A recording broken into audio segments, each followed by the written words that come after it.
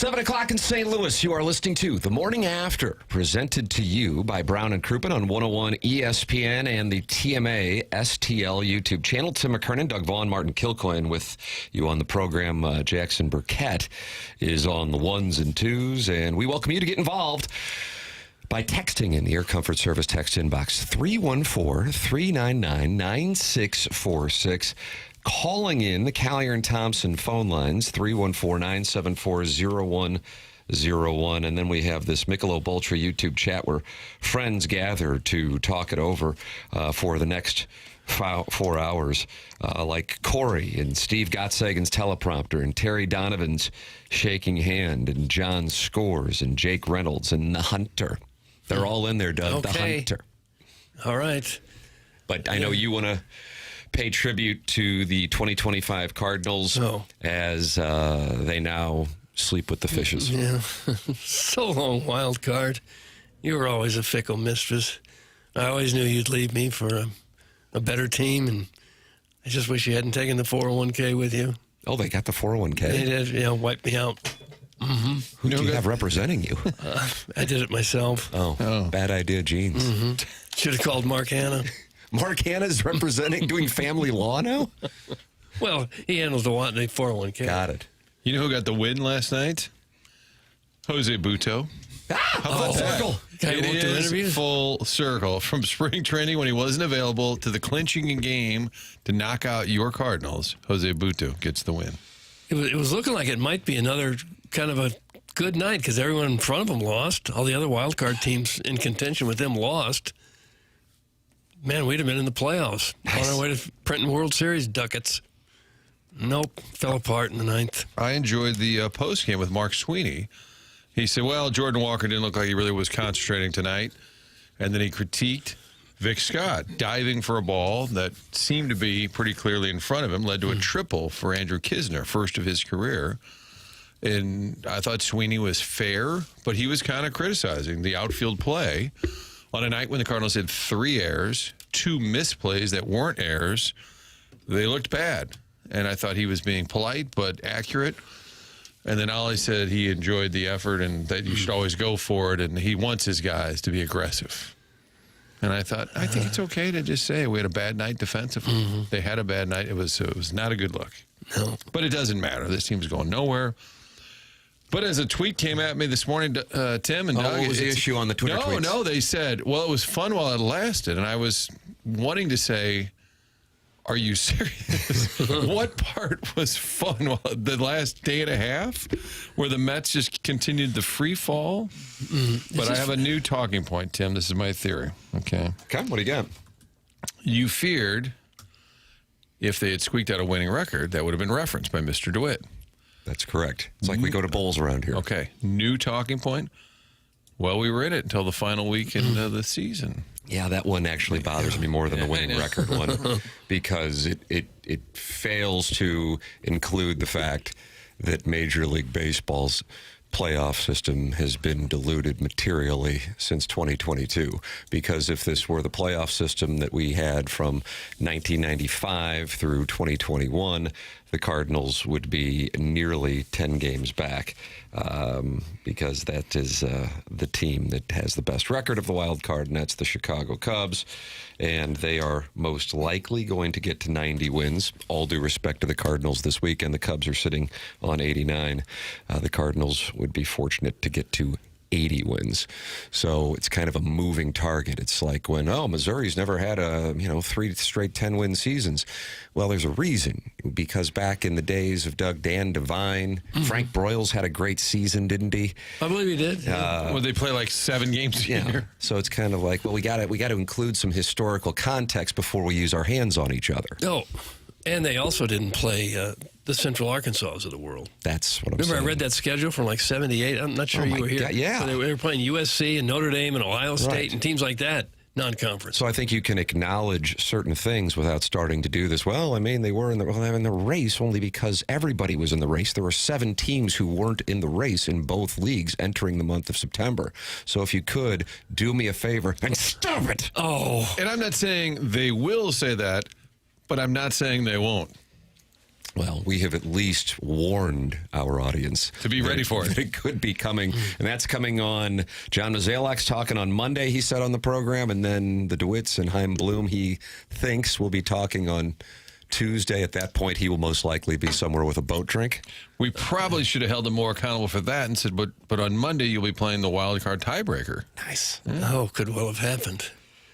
You think they will put a positive spin on this season? Is it even possible to do that? I have to tell you, last year when the chairman, Bill DeWitt Jr., said, well, we did have a winning season, I'm like, wow.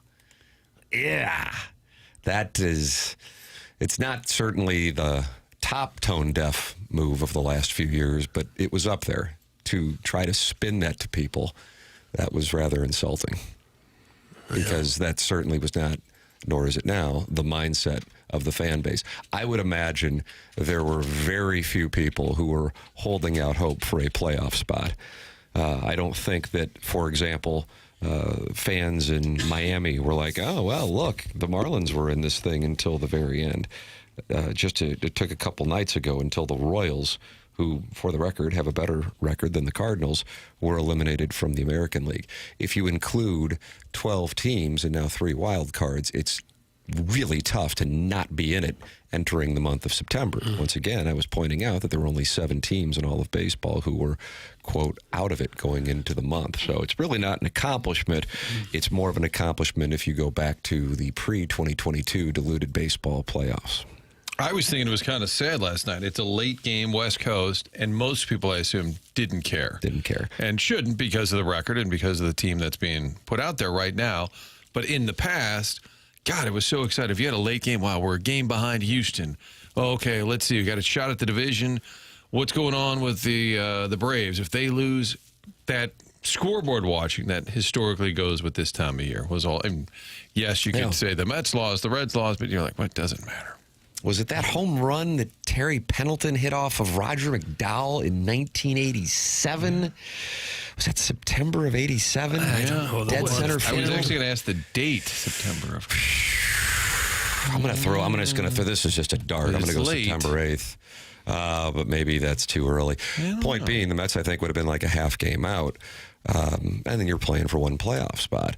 So it's a different metric. I think at this point most people get that. But if you are going to go, well, I mean, they were in it. You got to say, well, they were in it because they've expanded the field. Missouri didn't go to bowls from 1983 to 1997. Well, that's because everybody started to even go to bowls. Mike Francis counted them on the air, and it was incredible. How many were there? I think he got to 43. Right. Pendleton's home run was on September 11th. How about that? Oh, no. 1987. In New York. It was. In Shea Stadium. Shea Stadium. Roger McDowell. The Mets would have been... They've been a half game out? I don't remember that, Tim. Boy, I'd like to maybe. Gotta do some show prep. Game tying. Game tying. 28, 29, 30, 31, 32, 33, 34, 35, 36, 37, 38, 39, 40, 41. Wow. Counting the 2 playoffs, 41. If you count the championship game, 42. Okay. That's a lot of games. It really is. That is a lot of games. A lot of games. Papers, I was begging for Jose Buto earlier. He got the win. Hey, you growing a mustache again, bro? Yes. You mean to tell me that Jose Buto can't come on? No, he could not and didn't. Picked up the dub. What's the story with that? I've tried before, and the lightest my facial hair is above my mouth. So it's futile. See if the YouTube can catch that. We'll have ladies all throughout the Central Corridor rushing to the YouTube chat. If I from a side profile, you could get the shape of it. But just a few shrubs. But from dead on, you wouldn't really know. It's one existence I lead.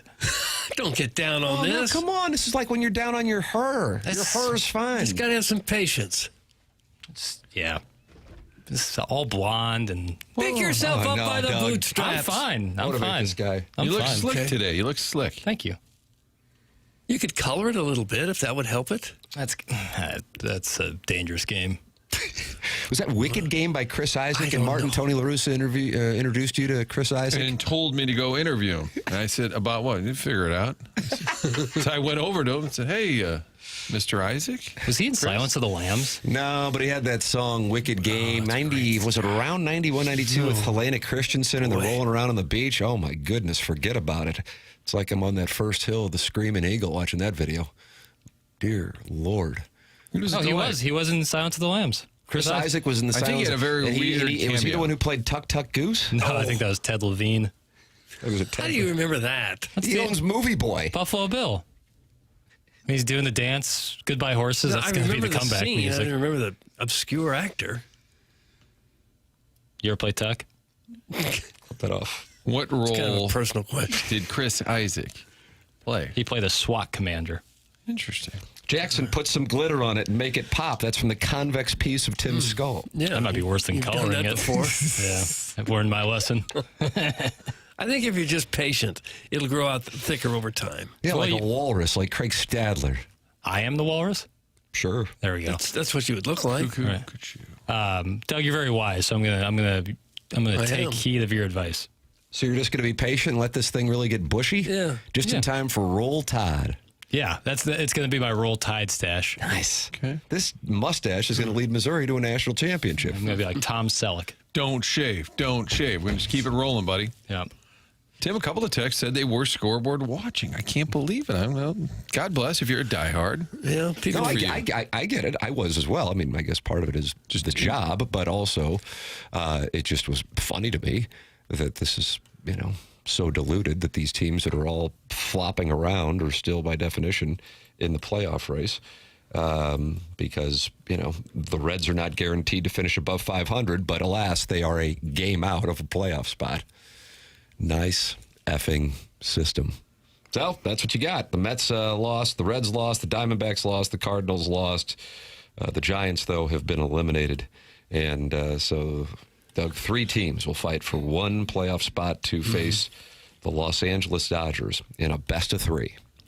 The Rockies have lost 2 in a row, but it looks like they will avoid a 120-loss season. Congratulations to Colorado. They're only 38 out of the wild card spot.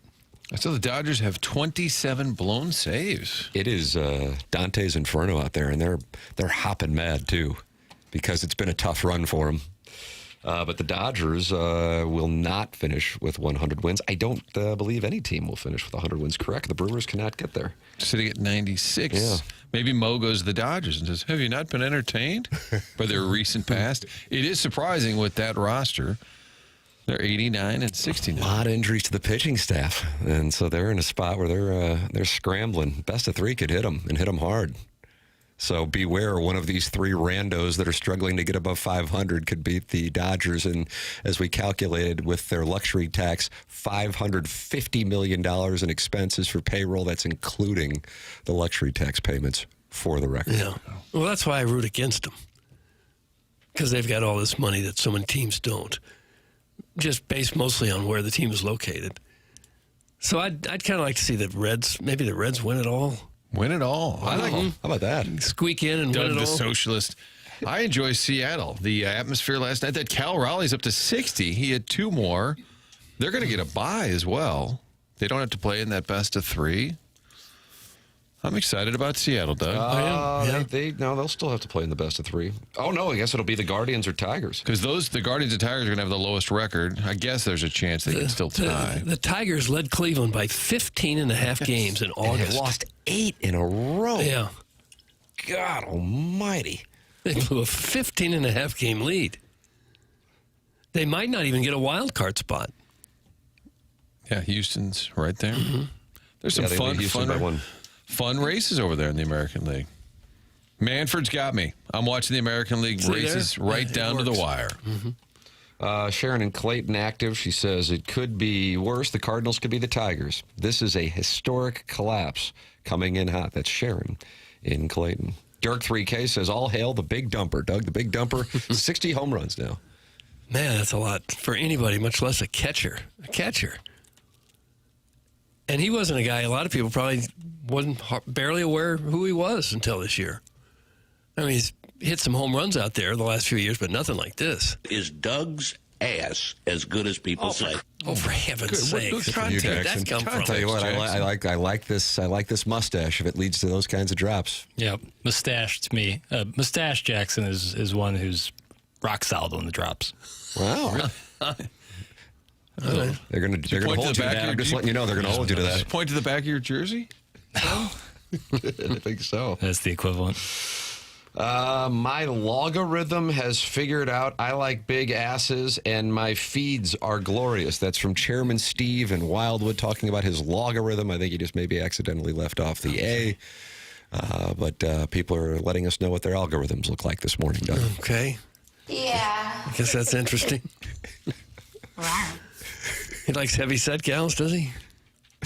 I think you can be in shape and have a rotund backside. I don't know. Rotund? We'd have to define rotund. Jackson, would you define it now that you have a mustache? I think well shaped would be the best way to describe it. You know, sculpted, Oh. like yours. Oh, for heaven's I sake. wouldn't mind Just get talking. I'll go uncomfortable. to HR with you on that. Thank you. During the break. It was a crime of passion. Respect that. Can we vote Sharon from Clayton off the TMA texting island? She sucks really badly. Thank you. jeez. That's from Wedding Tackle. He wants her to be banned from the text line. Now, yesterday you did ban somebody, didn't you? You tariffed somebody up to Harrison's 100%. brother Master. Harrison's brother Master? Yeah. 100% tariff. 100% tariff, 2 days. 2 days suspension. The 100% tariff will hit him hardest. Yeah, it's tough. But we were also introduced to the new listener of the month, card dealer Kurt. Yeah, I did like that, Kurt. He was fun. I did like that, Kurt. You can compete with Kurt by calling in 314-974-0101. That is the number for the Callier and Thompson phone lines. And then, of course, you can always text into the program at 314-399-9646. Air Comfort Service text inbox. And then you got the Michelob Ultra YouTube chat where friends have gathered by opening up their YouTube app, typing in TMA STL, and talking it over throughout the course of the program. It's also a way to go back and podcast. We got a new sponsor here on the program, and I got to tell you, I am super excited about this new sponsor. Jackson, are you familiar with 5-Iron? Yes. I mean, holy moly cockatoli. What is your impression before I start telling the people about 5? When I say 5-Iron, what do you think of? I think it's like really upscale, like well done. Everything's well done around it. Simulator golf inside, like great place to hang out with your friends. Grab a drink, grab some good food, play on the simulator, a lot of TVs around. It's like a really good place to hang out where you like still love to play golf, but it might be a little cold outside in the winter. Oh, yeah. It's like a perfect spot to like just be with your friends hanging out.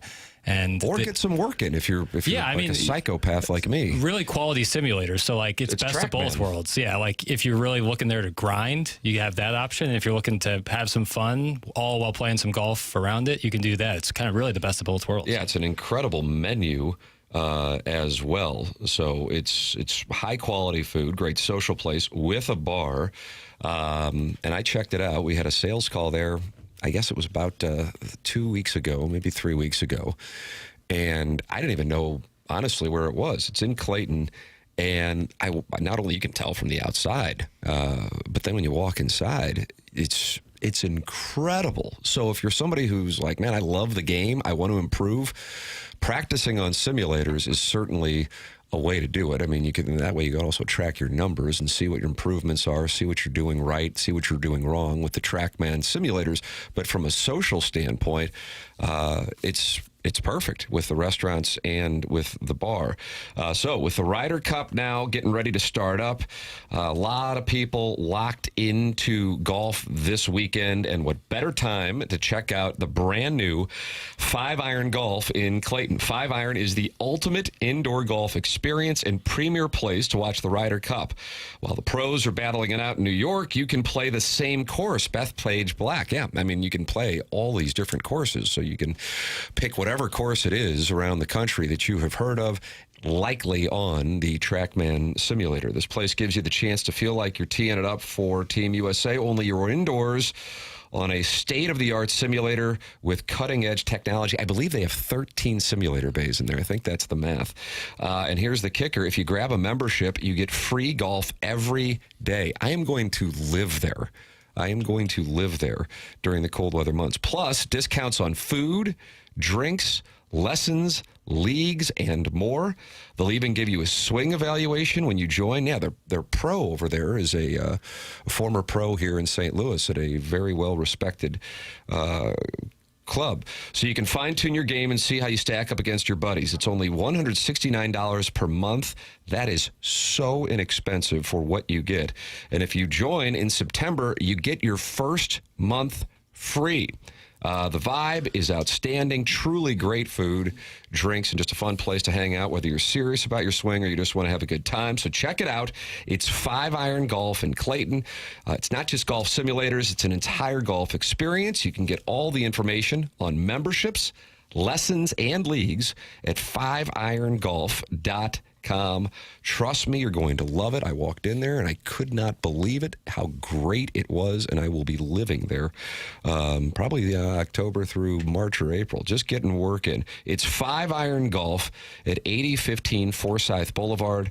The website is 5irongolf.com. Check it out. I'm telling you, you are going to love it. Welcome aboard to 5-Iron Golf here on TMA. Now, while the Cardinals lost, and for those holding out hope, that was an unfortunate development last night.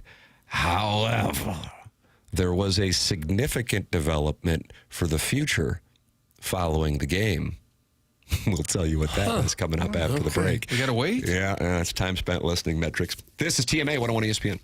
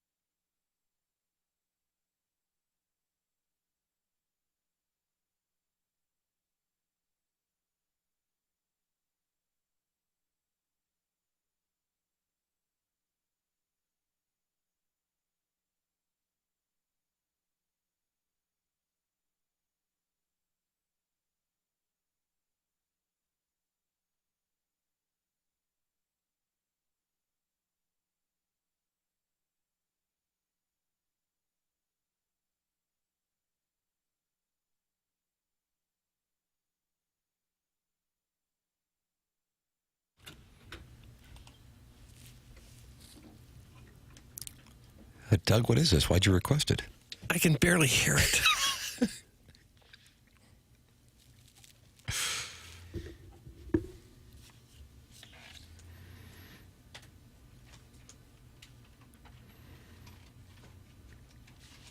Papers, what do we have? This is Goodbye Horses. This is the song during the tuck dance in Silence of the Lambs.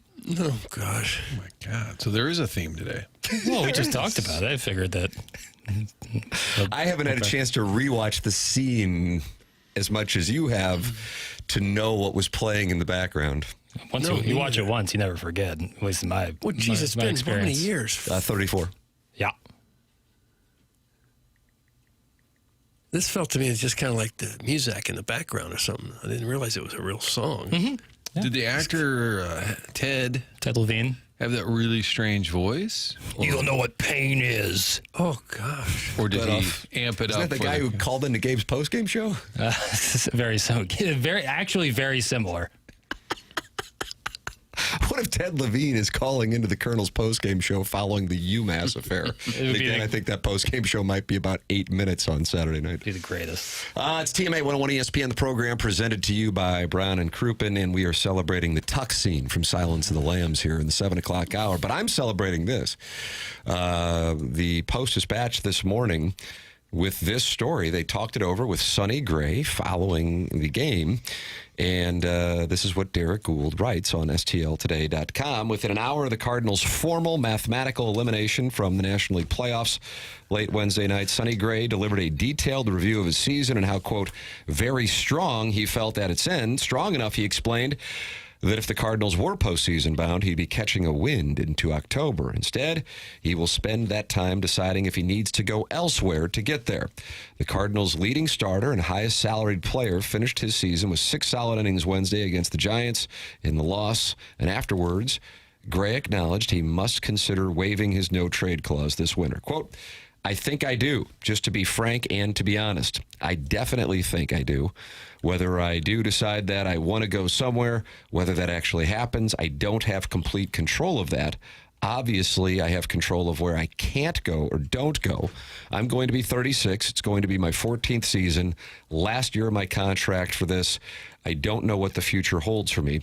Truly, I don't know what that looks like for me yet. But from my standpoint, wonderful news that he sounds like he is looking to go as well. So, with Arenado's comments and with Gray's comments, perhaps you can get rid of a lot of money this offseason. Contreras still hanging around.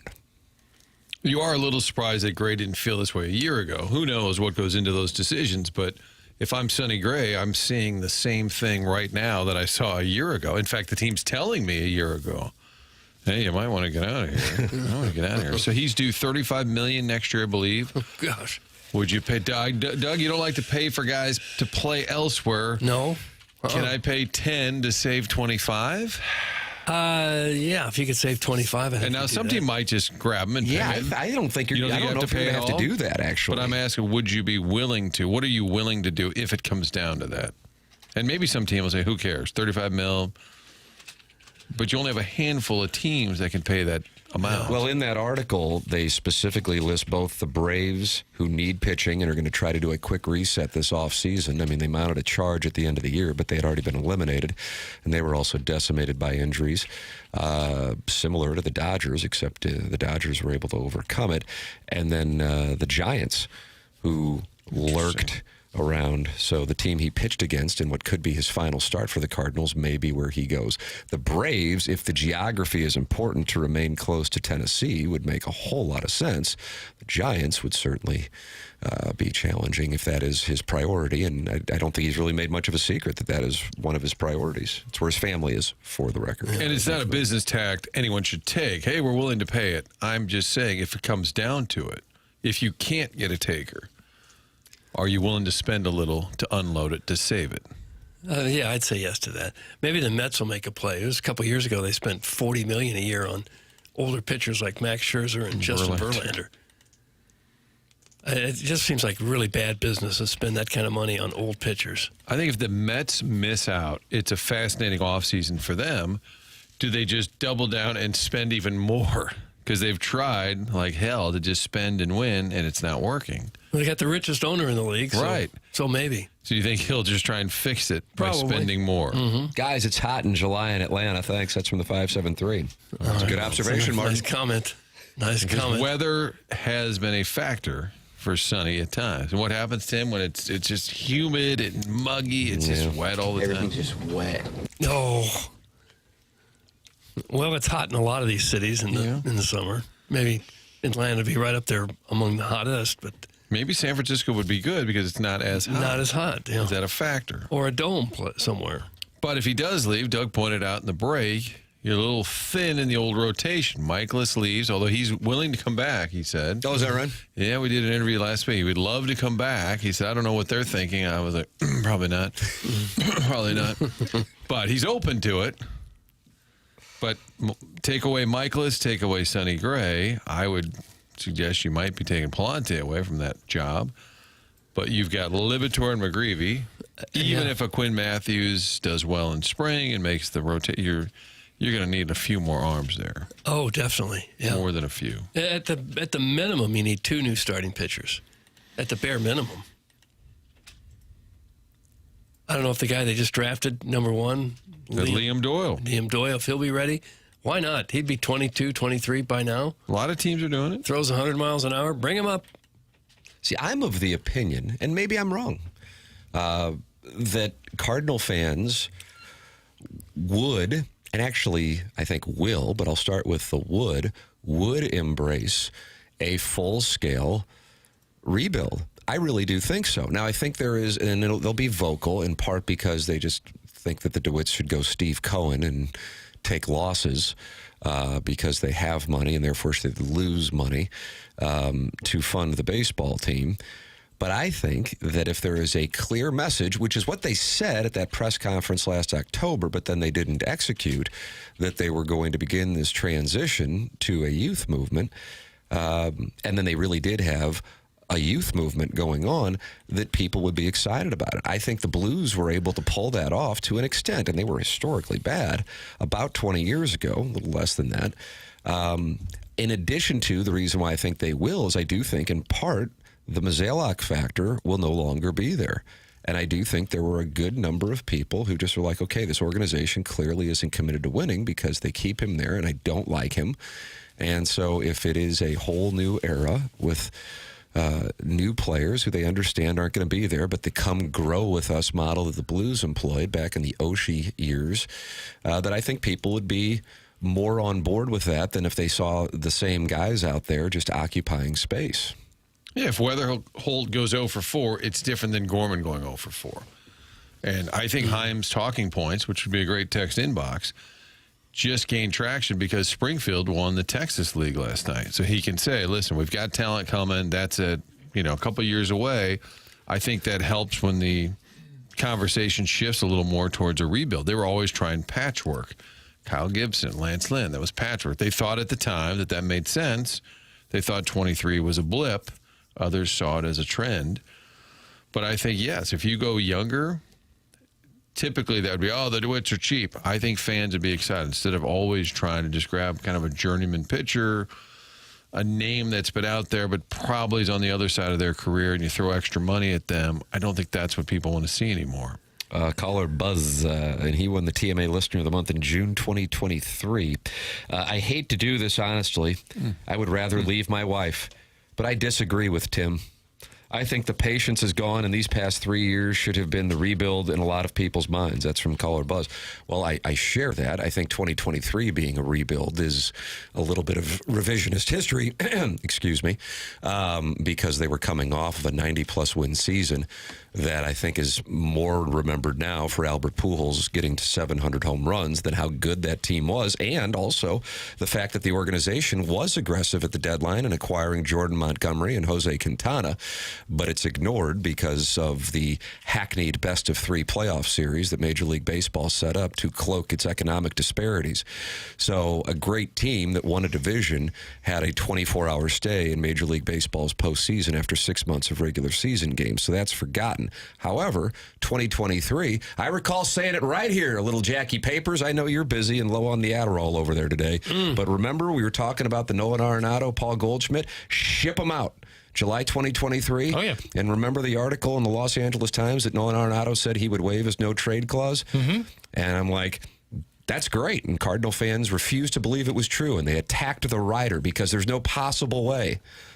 So, Jorge Castillo, I believe was his and name. we actually had him on the program, and he was condemned as just making up the story. What a strange moment Remember that it was vividly. in Yeah. St. Louis sports history.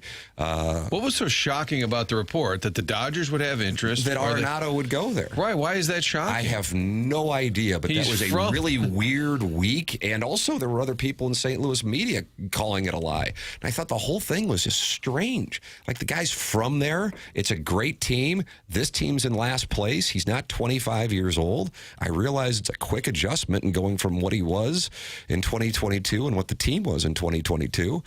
I also think sometimes some St. Louisans just take personal offense if a guy doesn't either want to play here or a guy doesn't want to stay here, because this is not Los Angeles or South Florida. So, Hey, we're better than Chicago. oh, man, no question. So anyway, you had that. That was the opportunity there. So I couldn't agree more. I of that opinion. That would be a good. Maybe it's an off-air disclosure. Well, he denied it at that time. No, but I'm saying even with Mozeliak, was it close to being? What was the offer? How close was it to actually going through? Whether Arenado, Arenado, I'm sure would have, in a heartbeat, said to the Dodgers for sure. Did the Cardinals have a legitimate offer and then they got cold feet? That I'm not sure.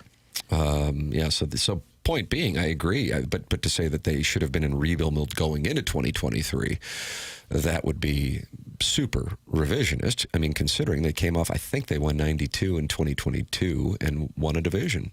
And as Mozeliak said when he was in here, I believe it was Mozeliak who said it, but it might have been Wainwright or Brad Thompson when they were on the same day.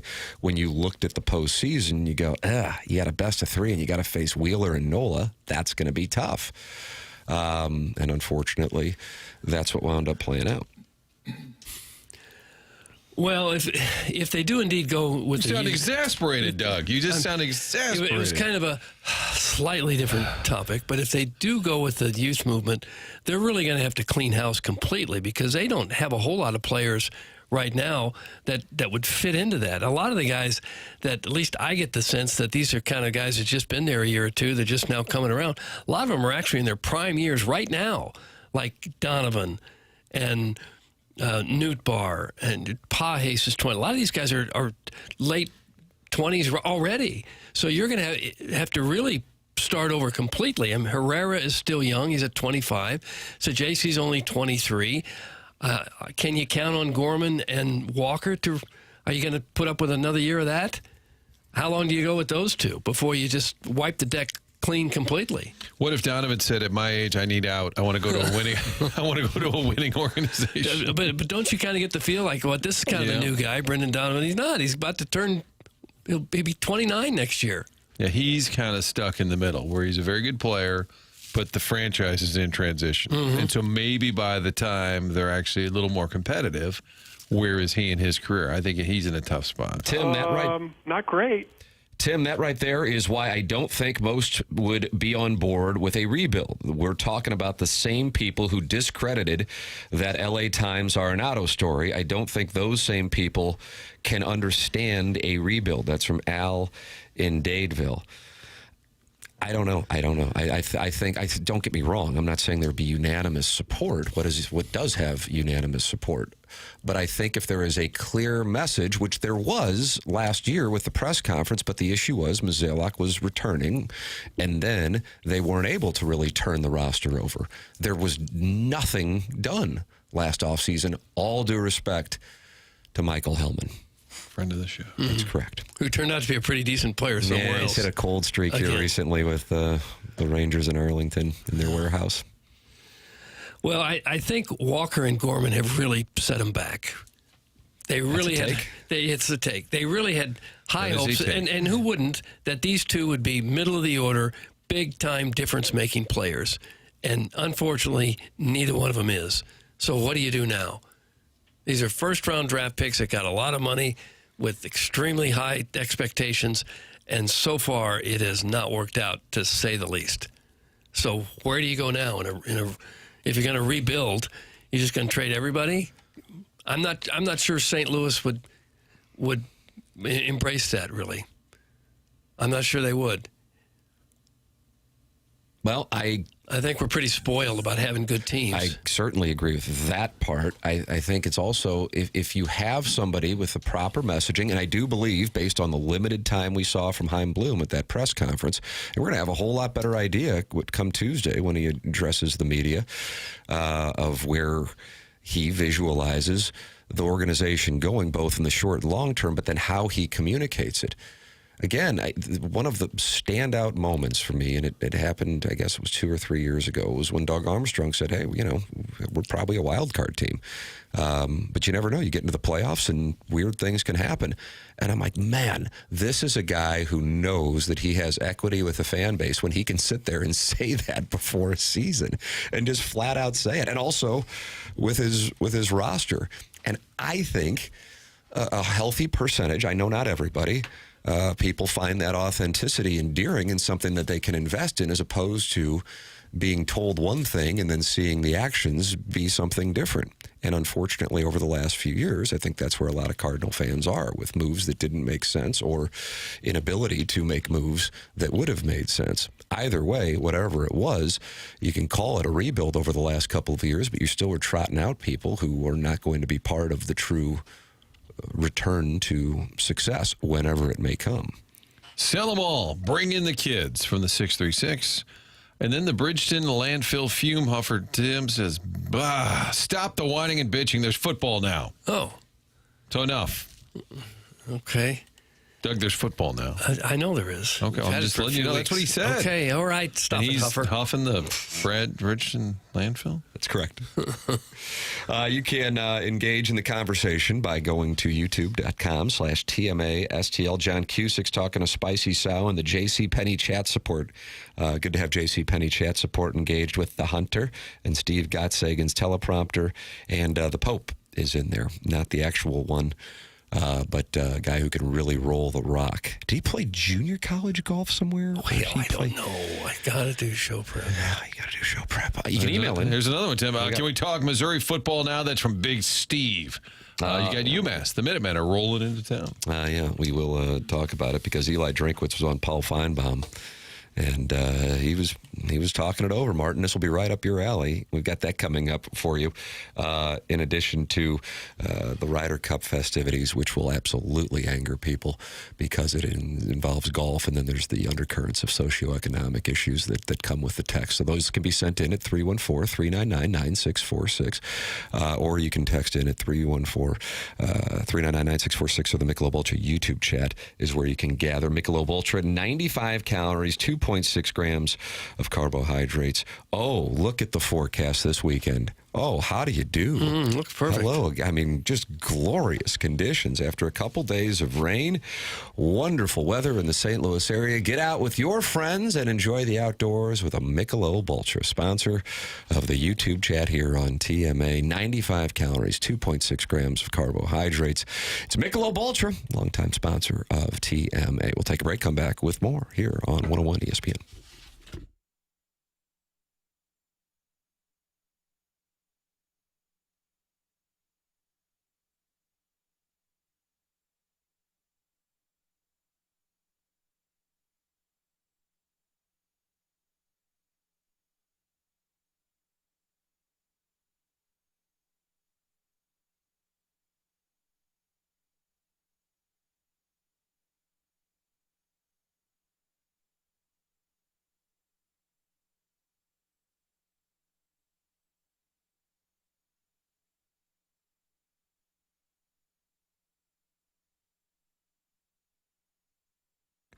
AutoLoanPro.com. That's the website to go to if you're in the market for a new vehicle. It's also the place to go where you can learn more about how the credit industry works. They've got a free playbook. You're able to download that. Go to the website, scroll down, download the playbook, get yourself a new car, and educate yourself along the way. They're going to get you into a new vehicle no matter what your situation, no matter what your circumstance. Little to no money down. Also, the best rate possible. They do that by working with over 50 different lenders. Autoloanpro.com, that's the website. Financing a car gets a little complicated. The only thing you need to know is to choose the pro. Auto Loan Pro. Making that large purchase can get complicated, especially if you had a hiccup along the way. Auto Loan Pro gets you back on track and into a new vehicle. So check out the selection online. Learn more by downloading the free playbook and end up in a new vehicle. Autoloanpro.com. They're part of the Lita family. Get online, get that car, and learn along the way by downloading that playbook.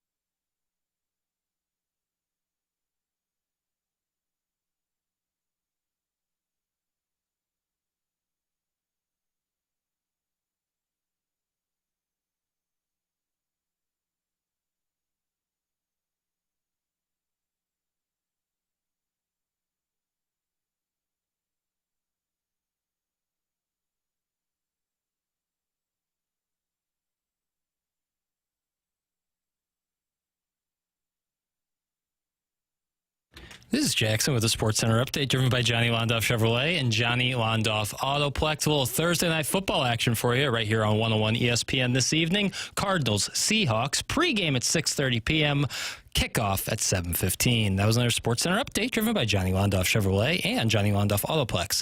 See them at londoff.com. Chevy, together we drive. Are you kidding me?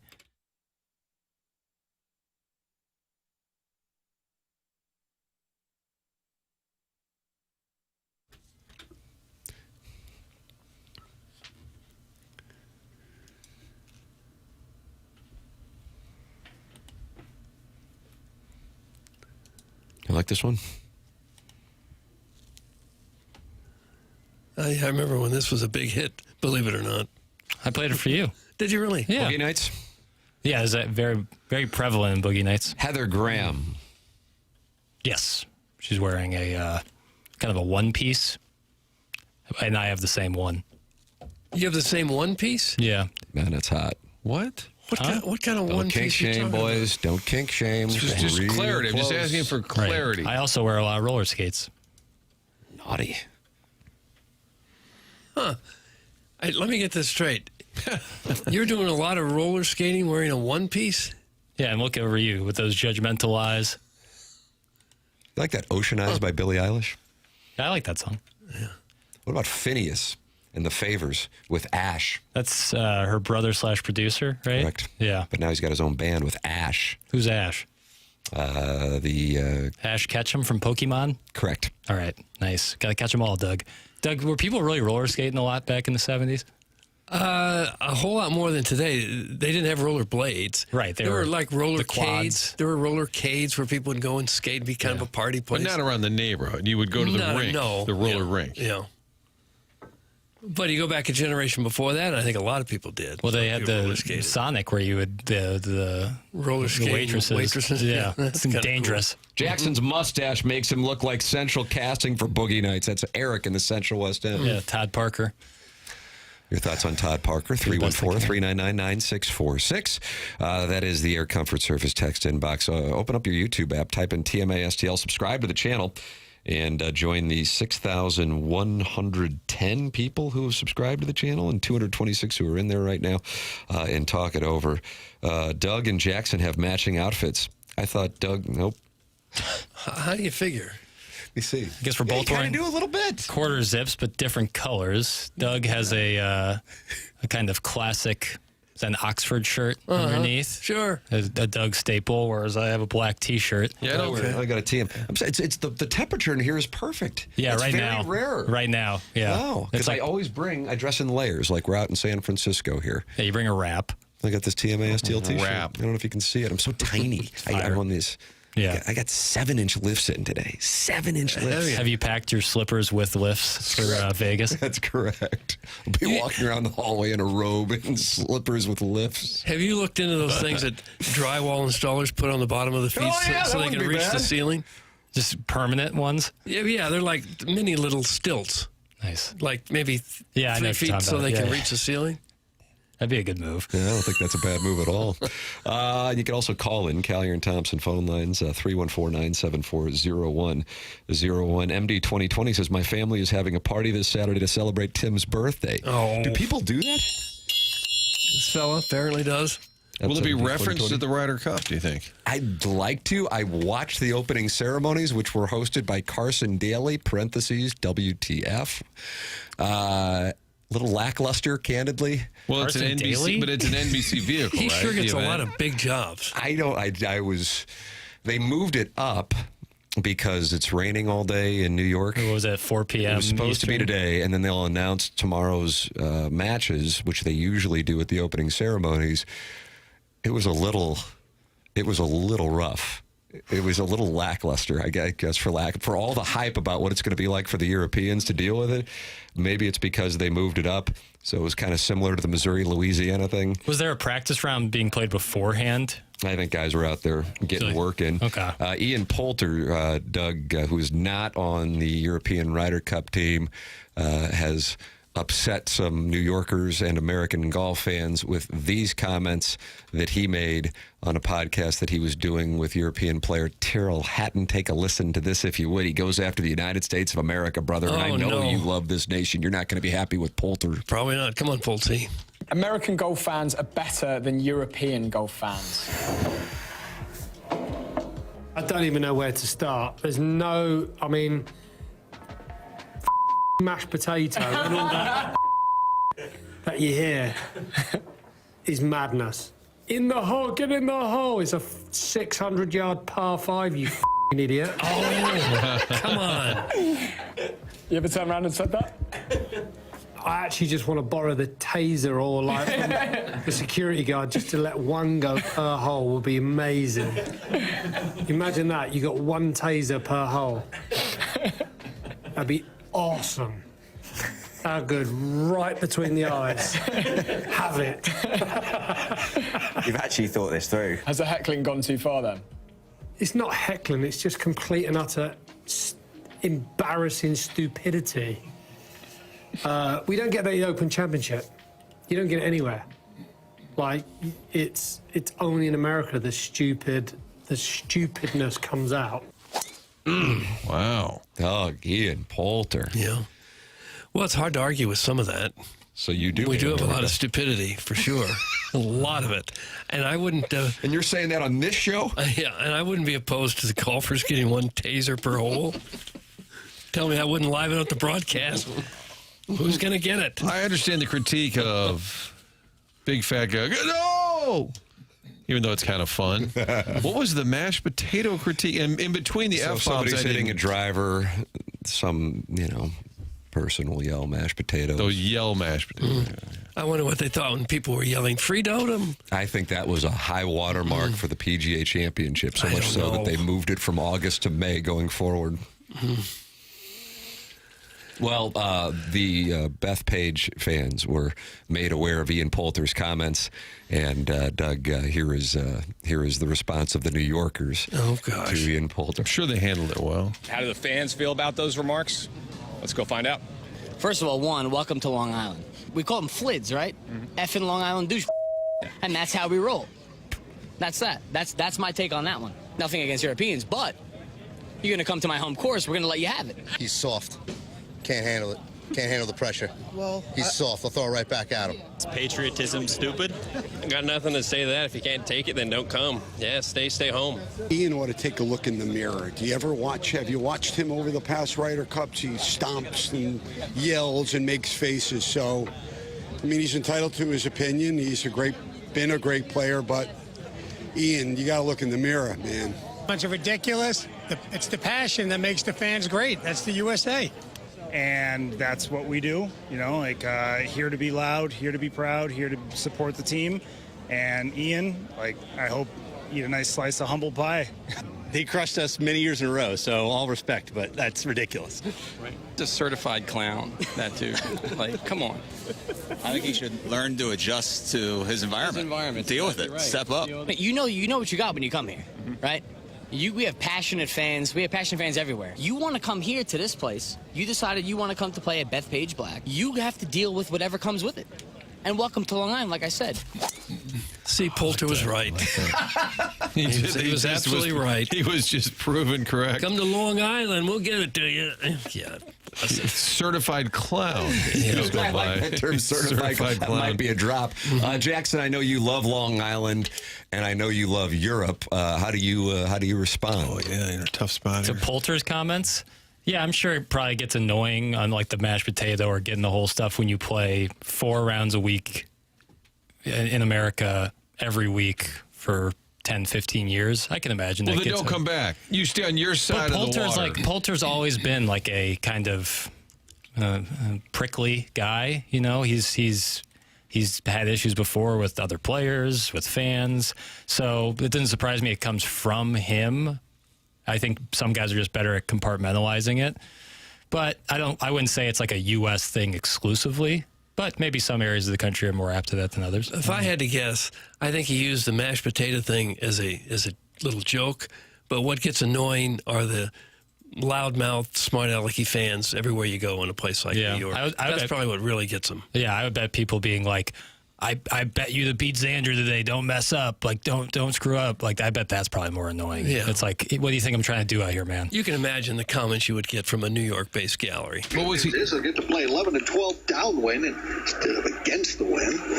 8. Just 2 to go for Tiger. We infiltrated it too. Yeah. That wouldn't bother you much right after you hit, would it? Come on, babe. Put the bag down. That would bother. Oh, that's what they're going to do to the fans. Yeah. They're going to do that for the singles matches on Sunday. I'd be all in favor of that.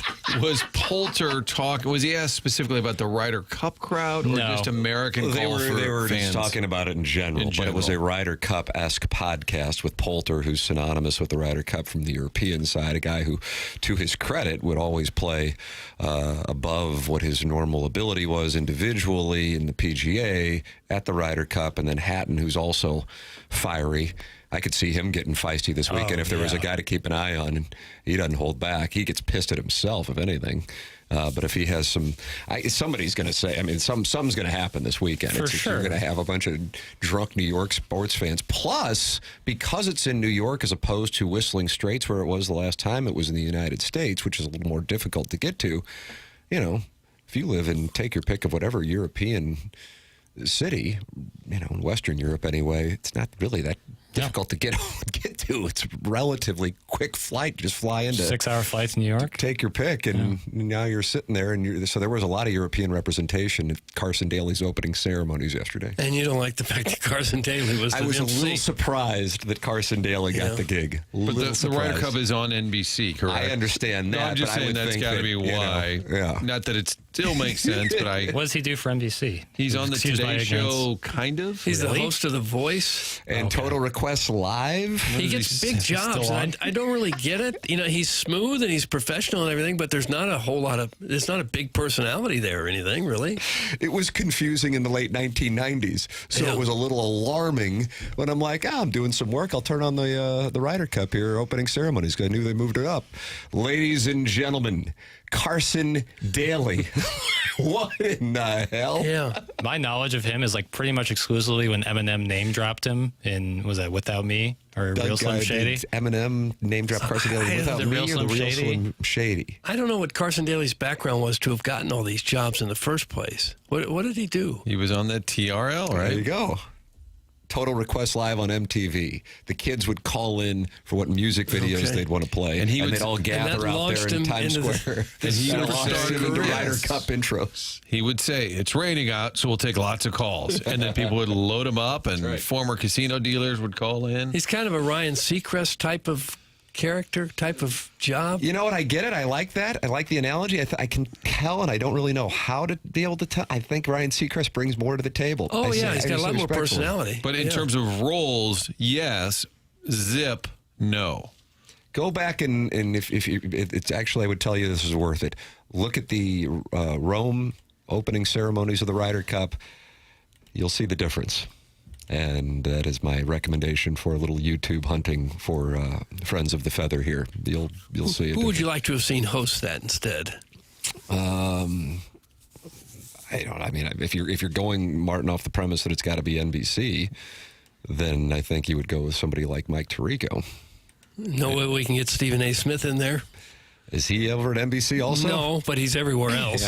Michael Strahan also is on every network all the time. He is. Orlovsky? I saw Strahan was playing. Orlovsky. God. The TMA group text would have been blowing up if Orlovsky walked out there in the suit with the tennis shoes. Been great. All right, here's my top 5 golfers, but we're going to break it down to 6 different categories, okay? Puttability, number 1 for me, okay? Composure on the tee box, number 2. But he has like a hard out because he has to be on ESPN News in 10 minutes. Did Keegan Bradley F up Tim? He said Justin Rose, and he meant Justin Leonard in his in comments. 1999. Apparently he referenced the wrong Justin. Yes. And then our guy, Luke Donald, what he said that they don't need the money over there. He took a swipe at the Americans for getting paid. They're not getting paid, even though they give it to charity. Yes, they get $500,000. I like it, though. It's got a little bit of the WWE vibe going into the weekend. I think it's more likely something happens with a fan and a European player. That'll be my prediction. Yeah. But last year, or 2 years ago, I guess you had the thing with Cantlay and him not wearing a hat, and then you got the thing with Joe LaCava, who was Tiger's caddy at the Masters, getting in a fight with Rory, and then Rory was out there screaming at him. I kind of like that better. I kind of like the players. Like, getting in a war with the caddies? Yeah, or just like players being mad at each other. Like somebody's going to scream in somebody's backswing or something like that, and all hell's going to break loose. It'll be good entertainment. I feel like mashed potatoes going to yield more now because of this. Carson Daly is a doughy silver spoon D-bag who grew up playing Cypress Point. Take your teleprompter and go home. That's from the 314. Oh, that's a little harsh. Take your teleprompter and go home. Well, like I said, he's smooth and very professional, of course, and a likable guy. He's just not a real big personality, I don't think. I think John Daly would have done a heck of a job as the host. What about Craig Cigarette in from his the Today hand. Show? Remember they celebrated Craig for a couple of hours once? You can get involved on the program. Text in 314-399-9646. You can call in as well, 314-974-0101. And then email in for our Design, Air, Heating, and Cooling email the day, the morning after at InsideSTL.com. Riot's dad leading by 3 over Midge and Buck Swope. Martine's brother Bill Gradica, not Grammatica. Grandpa Lick, Stephen Wildwood, Dirk 3K, and Misty Plops all with 1 win apiece. You are welcome to compete against them by emailing in the morning after at InsideSTL.com. Only a few more days in the month of September. Riot's dad could clinch the month of September with a win today. Design Air is online at designairservice.com. Martin's a client, Doug's a client, and I'm a client as well. If you have any issues with your HVAC system, go to designairservice.com. The forecast is glorious here over the next 8 days. Doug, no precipitation, highs in the upper 70s, low 80s. Just enjoy the conditions. Design Air Heating and Cooling is online at designairservice.com. Seth Goldcamp, the longest running sponsor on TMA going back a decade. It's Design Air Heating and Cooling. They're coming out to my place to tune up the furnace for the cold weather months. Love working with Design Air and have been now for a decade myself. It's Design Air Heating and Cooling, online at designairservice.com. Tim McKernan, Doug Vaughn, Martin Kilcoyne with you. It's TMA, presented by Brown & Crouppen on 101 ESPN.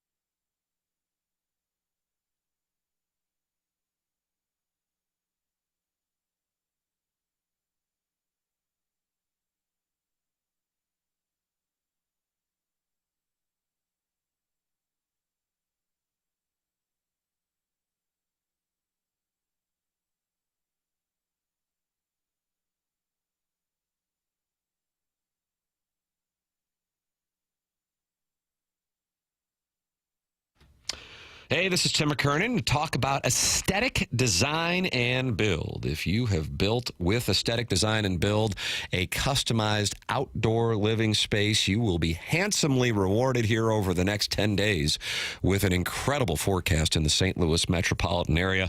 And if you haven't, this is a perfect time to work with them and get yourself set up for next year. Dan and his team have a showroom in Chesterfield Valley that I have been to personally. Really impressive.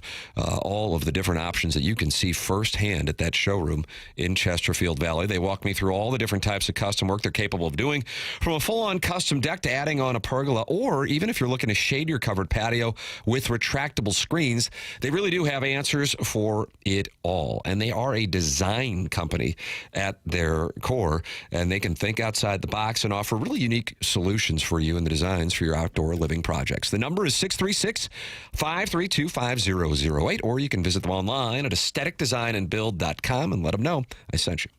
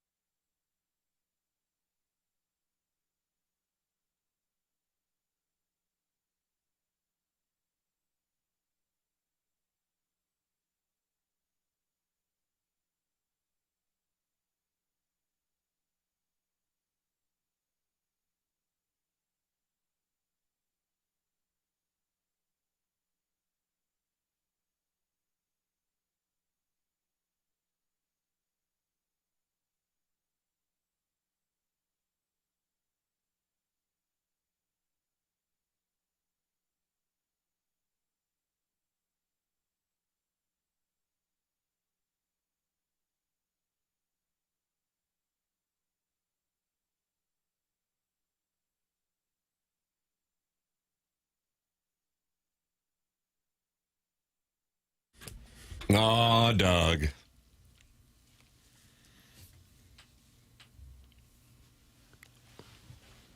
This is music, folks. This is it.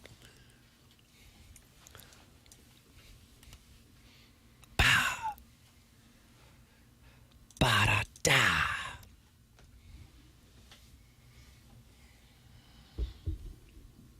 It's TMA 101 ESPN. Show is presented by Brown and Crouppen. We are here in the Fisher Window and Door Store, 8 o'clock hour. Tim McKernan, Doug Vaughn, Martin Kilcoyne with you on the program. I'll be vacationing in the Hamptons, Jackson's parents' place. Kind of, they always do a fun thing with Billy Joel and Carly Simon in the last weekend of September. And so... still doing that. Yeah, I know. And so we're going to go up there and watch that show. And I'm also planning the Shinnecock member guest as a member. So that's where I will be back on the air next Wednesday. So I will be off the next few programs, and I'll keep everybody updated on how we're playing in the Shinnecock member guest. It's fun. The Calcutta goes up to 1.8 million. So I told you I had a guy ask me once, last time Jackson went on vacation, he says, how does Jackson get enough money to vacation in the Hamptons? It's tough. And the purple Mini Cooper, which I fell for. Looking around the cat named Kitty Bates. I was looking around the parking lot for your car one day. I'm like, where's the purple? Yeah, no. Sometimes it's a little bit of theater, but Doug, do you call it kayfabe or do you call it kayfob? I never say that. I never used the word. I'm not even sure what that is. Chairman Kerr, we talk about it I feel like once a week. Chairman Kerr just waved us off. He's done with it. The word means like the wrestling fake story. Right. Oh, okay. Oh, right there. Bo. I said fake, didn't I? Larry Nickel will be on 314-974-0101. The Pope says Tim looks so good, and that T-shirt really shows his chiseled pecs. That's from the Pope. Yeah, you can get it at tmastlshop.com. I mean, you won't look as good, but you can get it. It's impossible. It's also a boys' medium, so that's another problem for most of them. You don't shop in the boys' section. Plowsy used to shop in the boys' section. Well, the man we weighed him, he weighed $117, so it's kind of understandable. Yeah, that was wild. Yeah, that was an upset, because I think I had him at like $140. Yeah, he was telling us he was like 130. Because he's like 5'11". He's darn near 6 feet. Yeah. He's got the body of every supermodel in Paris. He's got like hollow... 5'11", 115 pounds. Hollow bones, like a bird. Eggplant emojis in the Michelob Ultra YouTube chat saying that Jackson has a trust fund that could pay off the national debt. Boy, I wish. Wouldn't that be sweet? Yeah, sure would be. Literally what do you do with your day? You just play ball striking. That's all you do. All I do. You've got one day with a trust fund. What are you doing? Withdrawing. You wouldn't work at all if you didn't have to? I'm sure I'd figure something out. You just wouldn't do this. Well, something like, what'd Mo say? Maybe charity, maybe hang out. I don't know. I'd probably be charity and stuff. Yeah, I do believe in it. Let's see. Can Handsome Jack give us a college football fashion preview for this weekend? What is Mizzou wearing and how should St. Louis feel about it? That's from Dandy Down. What do you think they'll be going with? It's a homecoming game. Yeah. They'll go back to the Block M. That'd be 3 out of 4 games. Drink has been on record saying he prefers the Block M to the Oval Tiger. Well, he runs the athletic department, so he can get that legislation passed. Yeah. For homecoming, they should go back to a way back when vintage uniform. You know, like how sometimes the Packers will wear a uniform that looks like it came out of 1920. Yeah. It'd kind of be cool if they did that on a homecoming weekend. Illinois did something similar last year. Oh yeah, the black and white mixed video reviews. Yeah, with the leather helmet kind of design. Yeah, that kind of thing. I thought it was a bold choice and it was cool. But I know some people didn't like it. I would be on board with that just for a one game kind of throwback. Missouri laying 44.5 to UMass for the Saturday night game that I don't even think Missouri fans will be watching, considering Oregon and Penn State will be playing at the same time, as will Georgia and Alabama. Between the hedges, where Alabama, it's now a 3-point spread, but I was surprised it's that low. Georgia's a 3-point favorite. Eli Drinkwitz was on Paul Feinbaum yesterday, Jackson. What do we have here? I don't know if this is real, a joke, K-fob. What is it, K-fob? Chairman Kurt's getting angry now. I think it's Fabe. But this is on maybe a different preseason for the NFL and college football. I think the only other way that we could generate more money is if we would just schedule a preseason game with an NFL team. And that would generate great ratings too, and be even tougher on our programs. I mean, I'm right here with the Chiefs. Okay. Maybe we could get an August, preseason game with them. Who are you going to put on Kelsey, though, is the question. Well, we can't cover Kelsey or stop Mahomes, but I'll say this. I don't know that Mahomes moves as good as Sellers does these days. I mean, that sucker's a real test in this league. I mean, you got Green at Arkansas. You got Mateer at OU. I mean, this thing ain't no joke anymore. And you're going to play all 16 of them. Did he used to talk like that? This thing ain't no joke no I think more. he's dialed it up a little this year. I think the SEC twang has been dialed him of calling up. Brian Kelly? Kind of. I don't remember him talking like that. At least when he's he not got from here. Boston. He is from Arkansas. Yeah. We'll give him that. So was the topic how to kind of schedule with the I think there was a lot of talk yesterday. There were a number of coaches who did their press conference yesterday. Drinkwitz was 2 days ago, and he was on Feinbaum talking about the schedule. So, I mean, amongst other things, certainly. And so he made the joke that they'll play the Chiefs in the preseason. And Jackson, you think that's kayfabe? I guess. I don't know. It's Feinbaum show's odd. People act differently when they go on Feinbaum. Like they're performing. I guess, yeah. That's the big stage. That's a good read. Yeah. And you got a good Feinbaum chuckle out of it, too. If the Chiefs did play Mizzou, would the score be similar to Mizzou playing UMass? Yeah. It would just be how much the Chiefs want to put on. It'd probably be worse, right? It would be them choosing to pour it on or take the foot off the gas. The problem is and I guess he was kidding, but it would never happen because the Chiefs wouldn't put out their regular roster for an exhibition. Never happen, of course. I'm just talking about quality of players. Yeah, hypothetically, they would pour it on as much as they wanted. Because there's a couple of Mizzou players that could play for the Chiefs. Right. I wonder how many UMass players could play for Mizzou. Probably a couple. Yeah. Big Steve says they already announced they're wearing yellow. Come on, guys. Jackson, is that right? They've already announced her. I haven't seen I'm on Power Mizzou right now, the Colonel's message board, Tiger's Lair, and I would feel like that would get attention. Yeah, I'm on Mizzou Football's Twitter account where they usually put out things like that. And I am not seeing... Would you like all yellow? It's a gold out because it's homecoming. So maybe they would go gold jersey, but I still think block M helmet. Maybe they go gold jersey, black pants. It's my least favorite of their I don't like that. Their looks. But I have not seen anything official. Did they wear that against Georgia in 2014 and Nick Chubb ran wild? Am I right on that? You asking me the years, bro? But that would have been the anthracite era, would it not? The anthracite era. And what a time it was. For homecoming, I want to see an old man on the sidelines with a raccoon coat and a megaphone waving a pennant that says college. That's what I want to see. What was Drink's prop? He had a box with him Tuesday. It's the original football from the first homecoming game. That's right. That's what it was, the original football. Okay. Pretty cool, actually. I think that's... I mean, the claim to fame that Mizzou invented homecoming is probably a little bit oversold, but it's still cool. Well, I mean, a little bit. Bo! The idea of people coming to your college to hang out, I don't know. Well, who else would get credit for it? No, I'm not saying that they don't get credit for it. I just don't think it's this is a far cry from Alexander Graham Bell. As far as inventions go. Right. No, it's not up there with the invention of the telephone. I don't think anyone's claiming that it is. It's just it was an organized. I invented the fried donut. Gold Rush? Not gold out, you idiot. I swear you didn't go to Mizzou. That's from Ricky Clemens, ATV dealer, and he's not happy with Jackson calling it a gold out. Okay. so weird to be bothered by that. Imagine sending out that, writing out the text and hitting send. Put yourself in that shit. It says wear gold. So, guys, I was at that Nick Chubb game, and running wild is an understatement. Doug, Nick Chubb had a big day for the Georgia Bulldogs, who I think they're talking about it being a blackout in Athens this Saturday. Oh. So I think Georgia might be going with black uniforms. Doug, do you have a problem with that? Yes. Yeah, yes. I like their uniforms the way they are. I don't know about that for Georgia. Although it looks, they've changed their profile picture to black Georgia emblem.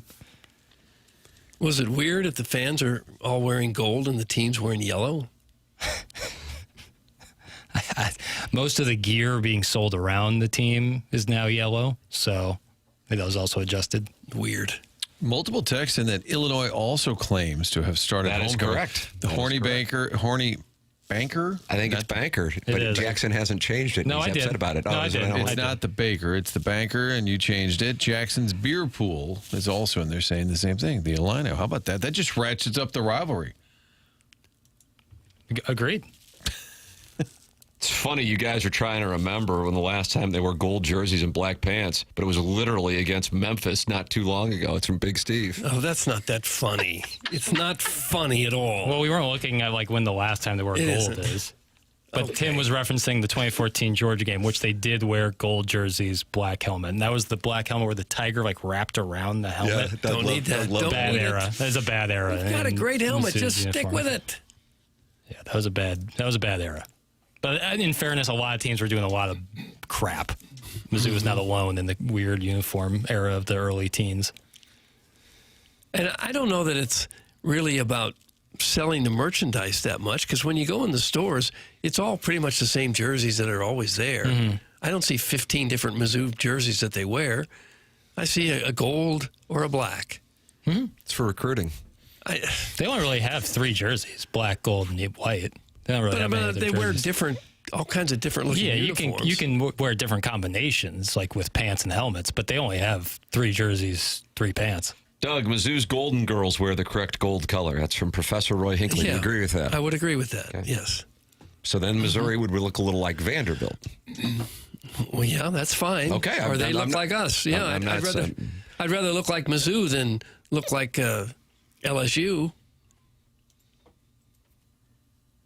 Okay, that went over like a lead balloon, but that's what I would rather see. I was just letting because people for absorb the decades, thought. For decades, they had their own distinct look. Give me your fucking feet.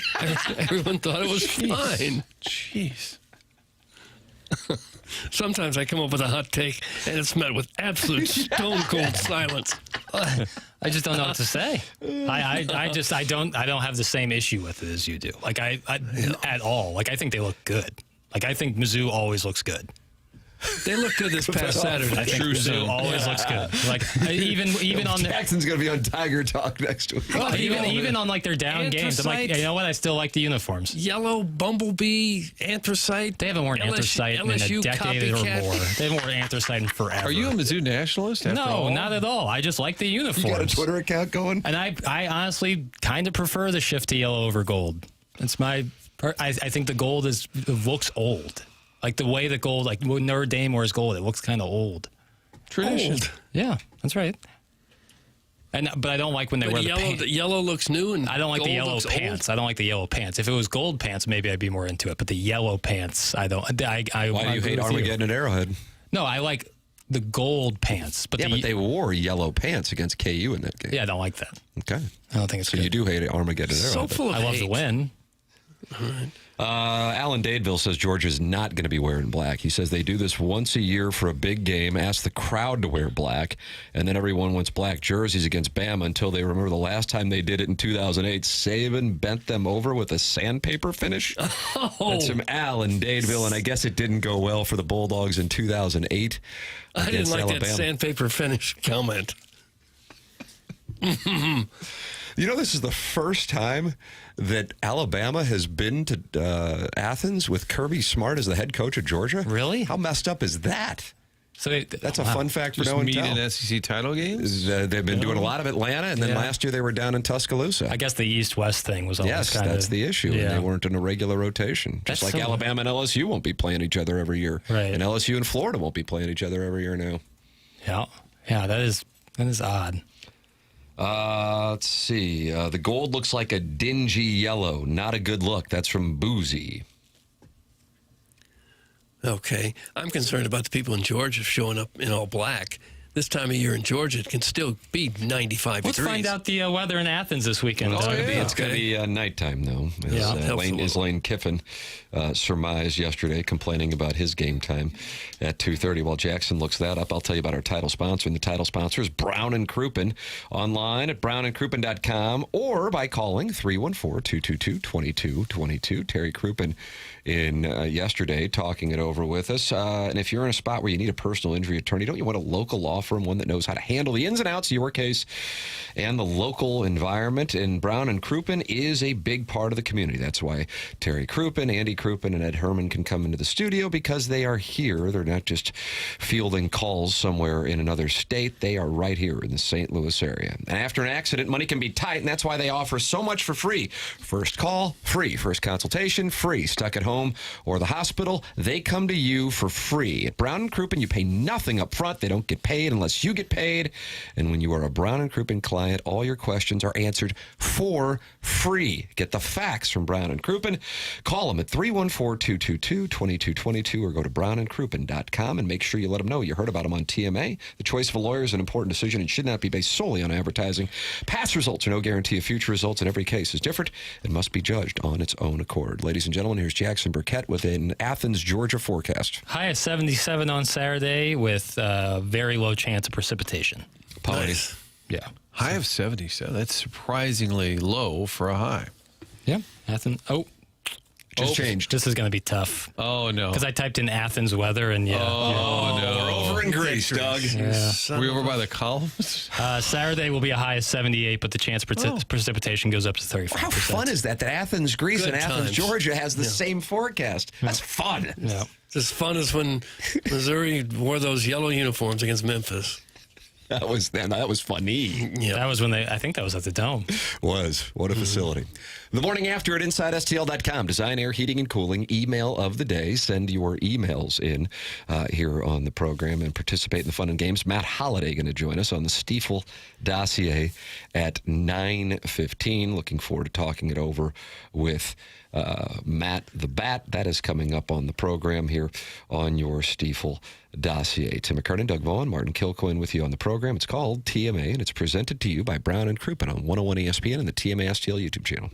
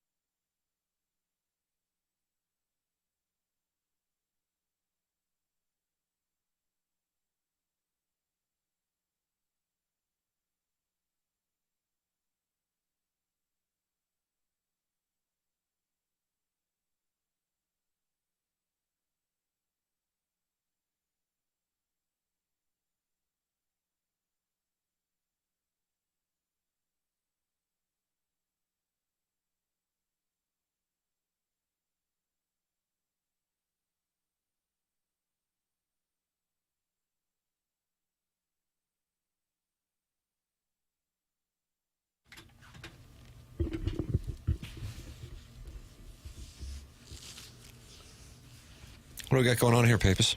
This is kind of a little change up from the Bee Gees, you know, slow it down a little bit. Let's get a little melody rolling. Okay. It's music for Doug today. Music for Doug. Thank you. Music for Doug. I played the Tuck Dance song early. No, that wasn't for me. That wasn't for me. That wasn't for Doug. That was for me. That was a birthday gift to Tim. Oh my gosh. Yeah. It's my birthday in 2 days. Oh, is it really? Music for Doug feels like an after-school special. Yeah, I like that. Today on ABC. Doug's not quite right, so we're going to play some stupid music. And the whole that he can elementary school understand. came together to support their friend Doug. And they put on a choir concert. And we're going to send him to Disney World. Well, Doug, they're not happy in the Air Comfort Service text inbox. Enough about the Cardinals. It's time for Blues hockey. There hasn't been one word about Jimmy Snipes' injury. That's from Park Steak. I do like pork steaks. Yeah, I know you do. You get those at Billy G's, right? I do. Yeah, they're really, really good. You're pissing me off right now. My colleague Kevin Ryans was at the rink. He got a great video of that injury. He was shooting some video, and he said he was isolating on just a couple shots of Jordan Binnington, and he notices a player just goes shooting into the boards right behind Binnington, and it was Jimmy Snipes, who we were talking about on this show yesterday, Jimmy Snuggerud. And I don't know what led to it because all you see is the result where he just hits the boards really hard. And Jim Montgomery said he's day-to-day. He said, and kind of downplaying it, said, just think of it like a bad car wreck. And I thought, that's not really downplaying that to me. He said, he's day-to-day. It's just like a bad car wreck where you get hit from behind really hard. And I'm like, that doesn't sound good. No. So it was a scary moment, Tim. I don't know if Monty did the scary. Oh, yeah, scary. I don't think he did it. Kind of lower body injury. Yeah. I think of a bad car wreck, and I think of a concussion. Right. But He said bad I car like wreck. that it's a lower body, I gather. Luckily, there's still 2 weeks to go. Didn't it feel like I know they always play preseason games right away. They open camp, then they play. It was like the regular season usually came around a little quicker. We're still at 2 weeks from today till the home opener. Doug's counting it down. Well, I am, yeah. Okay. Yeah, I love some Blues hockey. Yeah, I'm legitimately really fired up. I can't recall who we were talking about this with. Might have been Vitale. I don't know. I'm sure somebody in the audience will refresh my memory. But because of the fact that the Cardinals were really a back page story, for lack of a better term, which is such a weird thing to say in St. Louis, for the majority of the year. And I don't think there was a great deal of anticipation for the Cardinals relative to the way that it usually is. If you are not a college football fan, your next chance to get your competitive juices flowing would be the Blues. And so I think that there is a lot more anticipation for this season, in part because of the momentum with which they finished last year, but also some of the young players starting to come into their own, Jimmy Snipes being an example of one of those, but also because that if you're a St. Louis area sports fan, you haven't really had a whole lot going for you. Yeah, and they played so well in that series against Winnipeg, except for the last minute and a half of it. There was a general feeling that they could easily have won that series. They had that series won, and who knows how far they could have gone. So maybe they were a lot better team than just one and out playoff team. Think about that stretch. Thursday night, October 9th, is the home opener, and then the 11th, it's Alabama and Mizzou. You got to be pulling hard for Bama to win this weekend. You want them as highly ranked as possible. I share that opinion big time, sir. And I don't know if the game day they don't care what time a game is, but boy, I think they do. Wouldn't it help them that it's an early like if you're ES? You don't think so? No, because you want to do it on the quad and so people I was thinking they'd be up early, but then they can't get over to the game. It'd be really hard. Yeah, I don't. Maybe all the people who can't get into the game would go to game day. I don't. I'm not saying that they won't go there because Missouri, 99.99% is going to be undefeated only because of the UMass/bye thing. Alabama could be in a hell of a spot when that thing rolls in. I mean, they have Georgia this Saturday at Athens, and then Vanderbilt. I mean, I would operate on the premise that they would win that. That's in Tuscaloosa.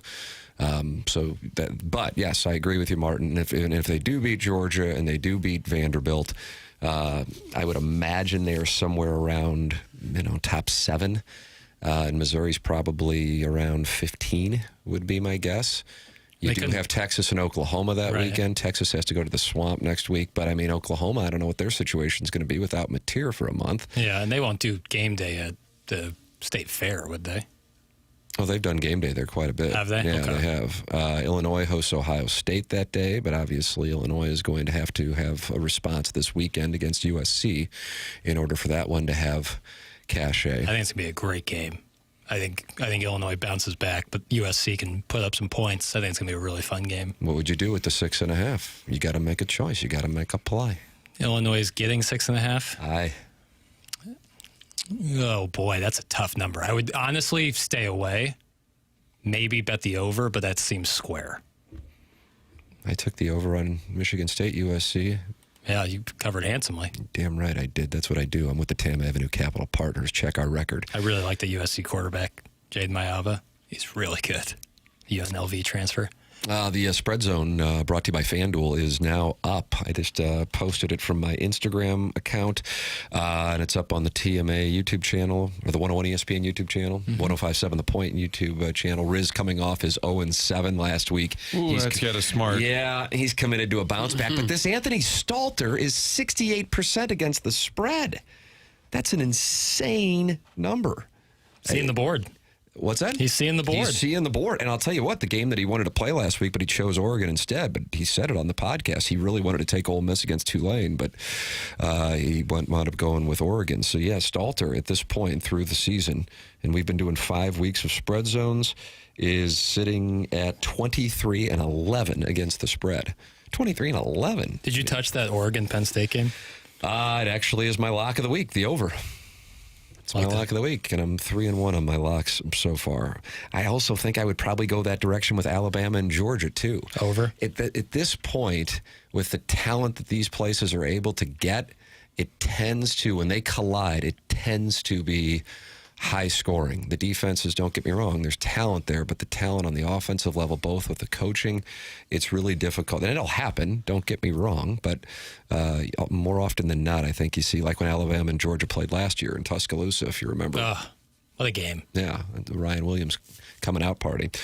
So you got that one, and then you got LSU and Ole Miss to be your afternoon start. But speaking, going back to what we were talking about with that weekend, Martin, you do have the Blues opening up the season on the 9th, and then you would have Missouri, Alabama, and Illinois, Ohio State. So you got one hell of a sports weekend here. Little baseball playoffs. Our Mariners. Somebody suggested we adopt the Mariners. But I am excited to see Seattle. That's kind of exciting. But yeah, baseball playoffs start next Tuesday. 4 wild card games on Tuesday. And I think I've asked you this question before. As much as you dislike the MLB format, does it keep you from watching? Like, if it's on, you'll watch. Like, next Tuesday, you're not just going to park it in front of a TV and watch all 4 games. I would. It's kind of a similar thing, like why I happened to see Carson Daly hosting the Ryder Cup thing. When I work in my basement, and I'll have the television on in the background, so it'll probably be the background choice. That's what I would describe it as. But I don't like. I think one of the reasons why I have my thing with social media, outside of the anonymity allowing for the asinine crap, is that it kind of creates false urgency or false anger, and that is what is rewarded. And I feel like baseball, in an attempt to create some form of drama, has attempted to just create a bunch of Game 7s by default. Well, the shorter the series, well, then everything's got urgency. So now we'll do a best of 3. And so just in general, I'm like, okay, well, then it kind of dilutes the excitement of when you actually really do have a Game 7 and a showdown. Because inevitably, if you got a bunch of best of 3s, you're going to have one that's at least one that's going to be an all or nothing. So it really irritates me in general. So I think it's just my subconscious aversion to the attempt to regain some semblance of relevance, when in reality, I think most of the country has already moved on to football. I've moved on to the Golden Bachelor. Or the Golden Bachelor, which Martin. debuted last night. Yeah. Were they listening to the Mills Brothers? Might have. Mel Owens is your bachelor. What's his name? Mel Owens, former Rams linebacker in the 80s. Oh, is that right? And he got in trouble because before the show started, he did an interview saying he was looking for women 45 to 60 and would probably cut anyone over 60. He's and this interview was done at Bar Napoli? I think it was. And he said he didn't want anyone with artificial hips and wigs. Do people have artificial hips? Like hip replacements? Yeah, that would be an artificial hip. Is he talking about a butt implant? No, I think he's talking about a hip replacement, right? Jackson, do you think a lady in her 70s has ever gotten a BBL? Yeah. Wow. Do I think it's ever happened? Yes. I would be surprised if a lot of plastic surgeons would be like, this is probably a good idea. I would think they'd be like, let's enjoy the I think most remaining years. Most would say that's going to be $25,000 and your insurance doesn't cover it. Sure, right this way. Yeah, I guess you're probably right. That's tough. Yeah, I would assume it's happened at least once. If you know someone like that, send them my way. Get them on the program. Played 9 years for your L.A. Rams. First-round pick out of Michigan. I don't really remember his I don't career. either. Is that an ABC vehicle? Golden Yes. Bachelor? Yeah. Jackson, Doug loves The Bachelor. I know. And has from the beginning. Well, if I can make some deductions, you were probably kind of forced to watch it at the beginning, and then you've grown to enjoy it thoroughly. I see it for what it is. Some of it is just so stupid and ridiculous that I can't hardly take it. Right. But at the same time, it's kind of you can't look away. Unintentional humor. Sure. Here's the headline. Golden Bachelor Mel Owens confronted by contestants. Was he confronted? Doug, was he confronted? Was he confronted? Not too much, no. No, they were all laughing about it. Everyone has it's a guilty pleasure. Yeah. What's your guilty pleasure? Trashy mystery novels. Oh, yeah, that's right. Hardy Boys, Nancy Drew. Not children's mystery novels. I don't want to get ahead of ourselves. Who but stole the penny candy? In 9-3, another Jackson vehicle, because he creates the Stiefel dossier. Yes, he does. Curates it. Clearing the deck, which is a staple. But in today's Clearing the Deck, we will later in the show, not now, later in the show, we will address Movie Boy programming news and notes. Oh. That's what it says. It's brief. Oh, boy. It felt brief in its writing. It'll be brief. We'll get to that. I'll just do it now. Okay, Movie Boy. Oh, wow. Tim, here we go. Moving around the Stiefel dossier. I apologize. Bold. Saturday morning conversation with Rafe Williams about the film Boogie Nights. I was planning on doing a conversation about Paul Thomas Anderson's new movie, One Battle After Another, which comes out today. Is furiously texting it. It's fine. Which comes out today, but I didn't think I'd have enough time to really do that. So I'm going to do that conversation at the beginning of next week. So I think it's going to be a 3-pod, 8-day stretch here. So wow, should be fun. 3-pod. Should be fun. Talk to teams about that. You got 3 games in 8 days. How are you going to adjust the clock? Rafe Williams, what a delight. So from the Riz show. Yeah, that'll be on Saturday. Okay. There's the news notes. There was, Tim. I'll change the Clearing the Deck. There were you programming. I'll add some new to Clearing the Deck. There were you programming news and notes. Timmy's played one drop the entire show. That's from Harrison's brother Master. He's dealing with 100% tariff. He's telling on Jackson. I don't know if he sent in an honest text in about a week. I think he's telling on Jackson. Because you had the drop where the sports are great, aren't they? Yeah. And you backed up the fact that it was on Keishi. Yeah. And then yet it was still in dispute. Sure, whatever. Charlie Marlowe, AI.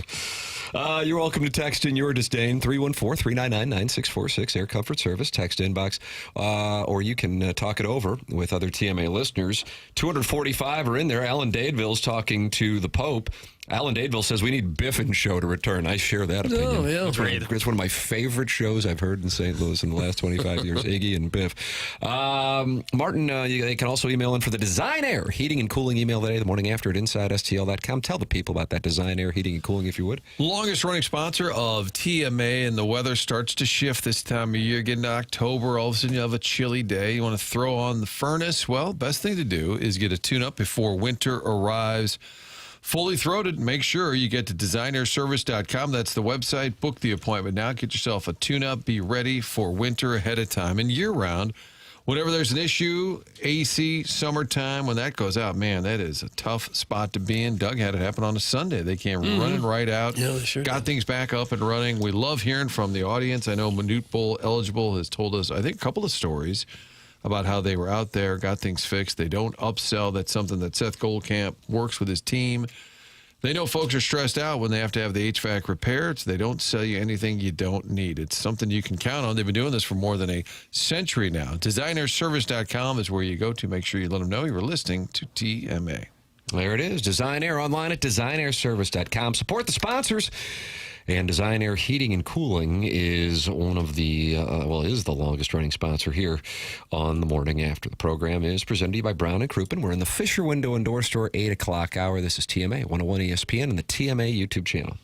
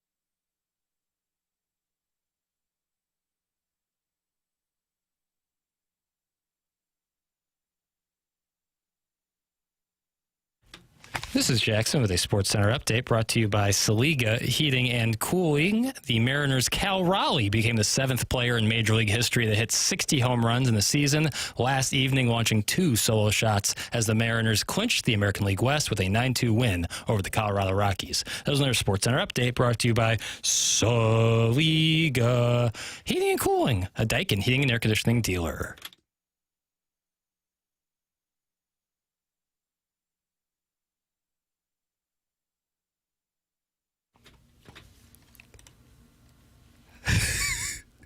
These are songs for Doug, is what the theme is today? Yeah, this one predates me just a little super bit. Doug.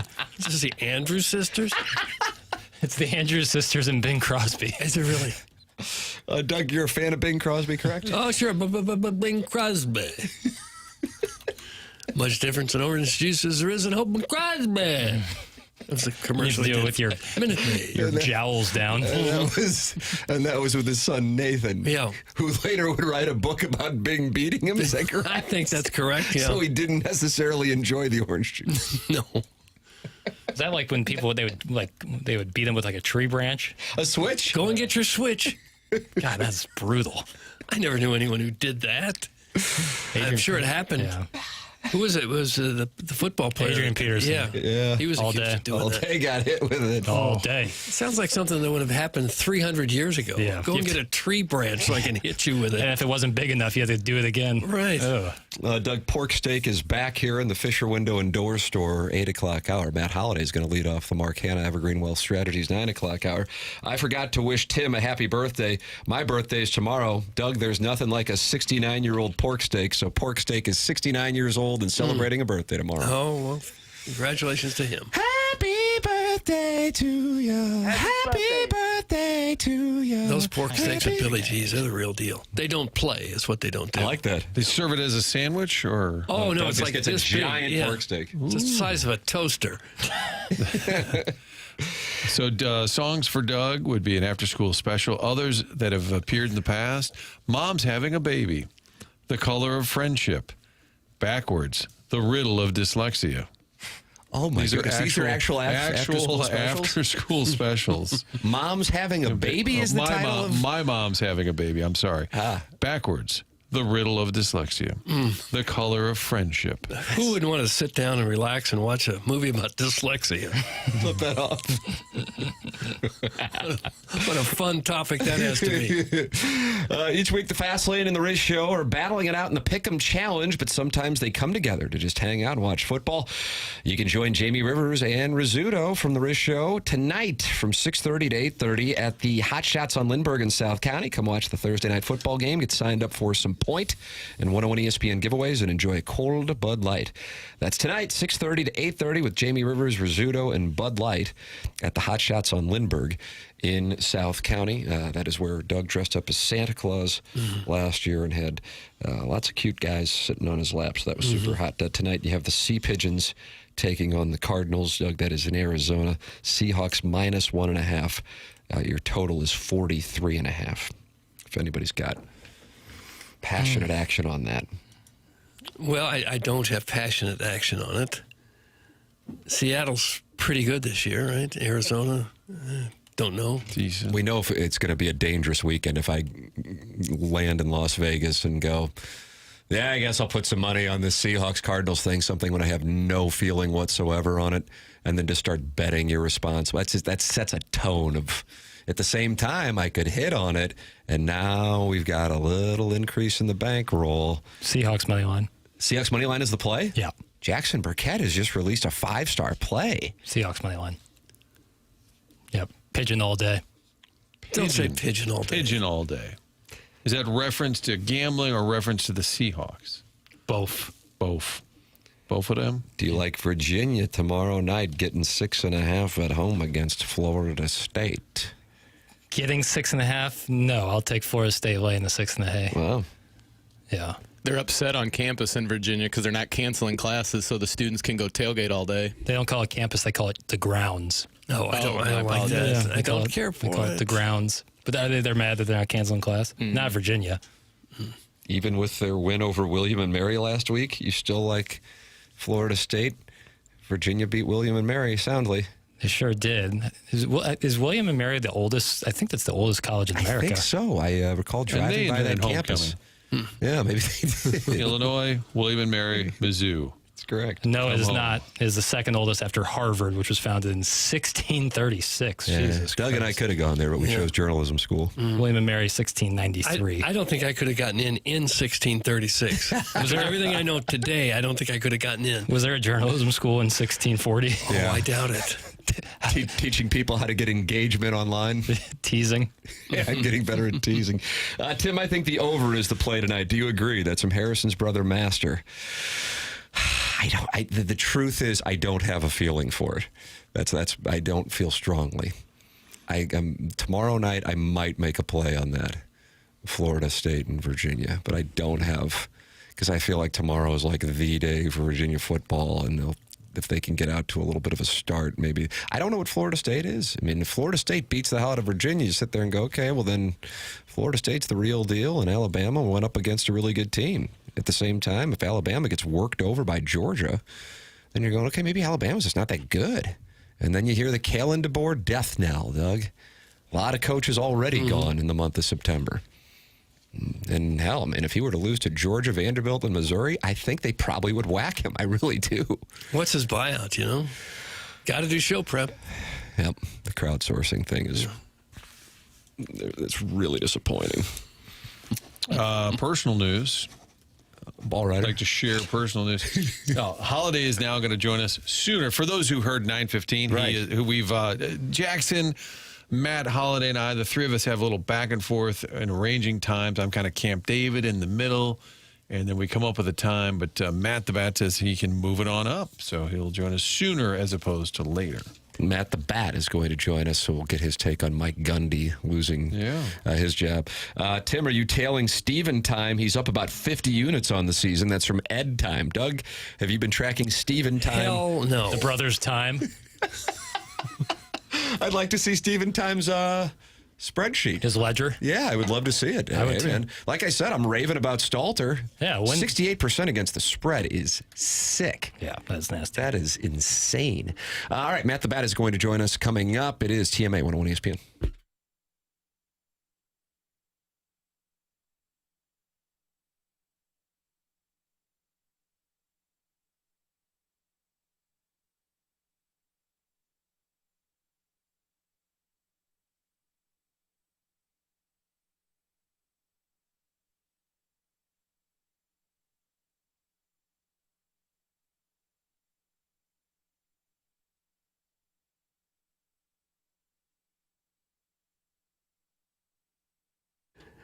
TMA is brought to you by St. Louis-based Stifel, a leading wealth management and investment banking firm.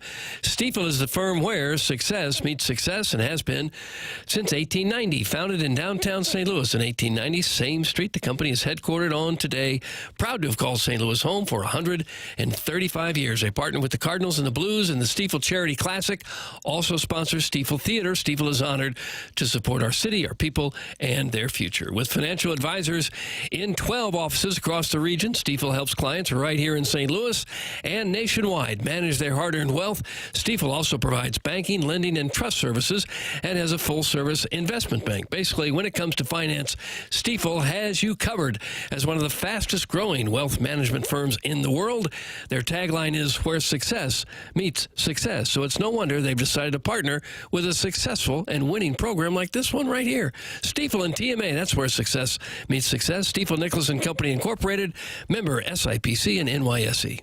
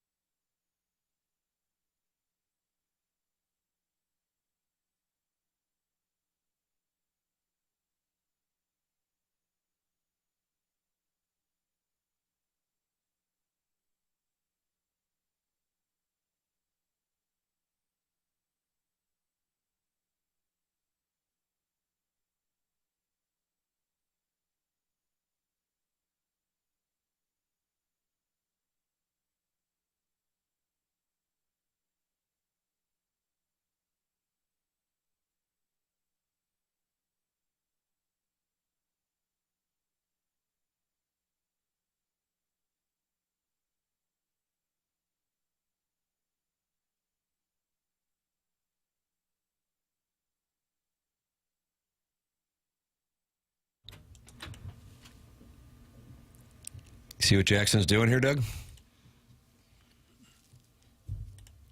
This wasn't one of his walk-up songs, was it? No, but the song's called Holiday. Yeah, I see. Now I see what you're doing, Jackson. We welcome to the program here on 101 ESPN, the Morning After, presented to you by Brown and Crouppen. Joining us on the Callier and Thompson phone lines, friend of the program, Matt Holliday. Morning, Matt. Morning, guys. How was the timing of Jackson's call to you? Nailed it today. Yeah, pretty flawless. Nice job, Papers. Yeah, well, that's the thing is I can bounce back. I'll mess up, but then I'll correct it. That's the mark for pro. How are things in Stillwater after the Mike Gundy era coming to an end? Well, we were down in West Palm when it happened for a couple days and caught wind. A couple people text me. I don't know. Unfortunately, I haven't been as dialed in over there to know all the ins and outs of how or why or what the strategy or the reasoning for doing it now. I am interested that we continue to pay out a lot of money to coaches to go away, and how that's financially for a university that is seemingly in need of a lot of donors for NIL and the rev share, and we're paying a lot of coaches to not coach, and so I'd be interested to hear kind of how it all came down and who's behind it. I think they publicly, I'm sure they have to say this, that they paid it out of their university fund or whatever, but typically these things are backed by some wealthy alum who's tired of whatever and pays the money for the buyout. But $15 million on the buyout, plus a lot of these assistant coaches are brand new and on 2-year deals, and so it's an expensive endeavor, and so the fallout for other sports and what's next, I think, is certainly an interesting angle. And the 15 mil is actually low. I mean, A&M fires their coaches every couple of years and gives them all like 60 or 70 million. Yeah, we were looking up the Kalen DeBoer one. That was in the previous segment. It's $65 million. That's the buyout. Like, how did that? I really want to know who was the first to get it, because how is a university saying, okay, fine, if we fire you, you get 40, 50, 60 million? Now it's like the precedent is set, and so they're all getting it. The agents are getting it. I just can't believe that at any point somebody would say, okay, if we fire you, yeah, we owe you the years left on your contract. But when did we get to the 50, 60, 70 million? Kirby Smart up to $103 million buyout. Man, it's a nice Yeah.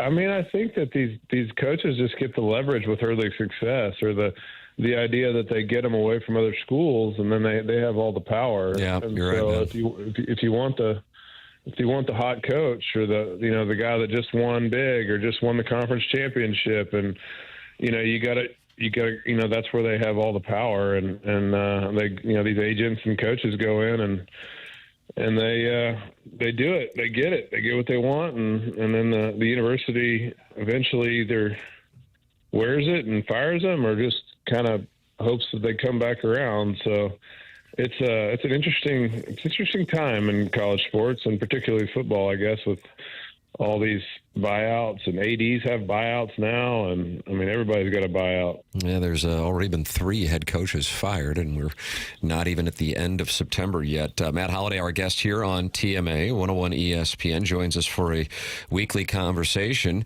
The Cardinals are in a unique spot with 3 contracts as well. We had John Mozeliak in studio, Matt, on Tuesday. Really good conversation. Really enjoyed it, and I think he did as well. About 80 minutes he was spending with us on a wide variety of topics. And last night, a development with regard to Sonny Gray's contract. He's scheduled to make $35 million next year, and Gray said following his start, in which he pitched well, but the Cardinals wound up losing, that he has to be open to waiving his no-trade clause this coming off season. He says, I'm going to be 36. Obviously, I have control of where I can't go or don't go, but it's it's going to be my 14th season. Last year, my contract, and he says he's going to have to consider looking around. The Cardinals are in that same spot with Arenado and also Contreras. Contreras has made it clear that he most likely isn't going to go anywhere, but Arenado and Gray. So I want to ask about Gray from a variety of, if you're in his spot, what are you thinking at this point in your career? You were able to win a world championship. I don't know where he is on his priority, if it's geography, being close to Tennessee, or if it's being with a team that has a real shot to win. And then also from the Cardinals standpoint, if you don't have Gray, you don't have Michaelis, and you already were experiencing a lack of depth in the starting rotation, how you go about keeping the payroll low but still fielding a pitching staff that can get through 2026? Man, all good questions. I think, I think with Sonny, it's got to be about winning, right? I mean, I don't know that there's, I think at this point in his career, if you're going to waive the no trade and you're going to leave St. Louis, then you're the primary. My guess, I haven't talked to him.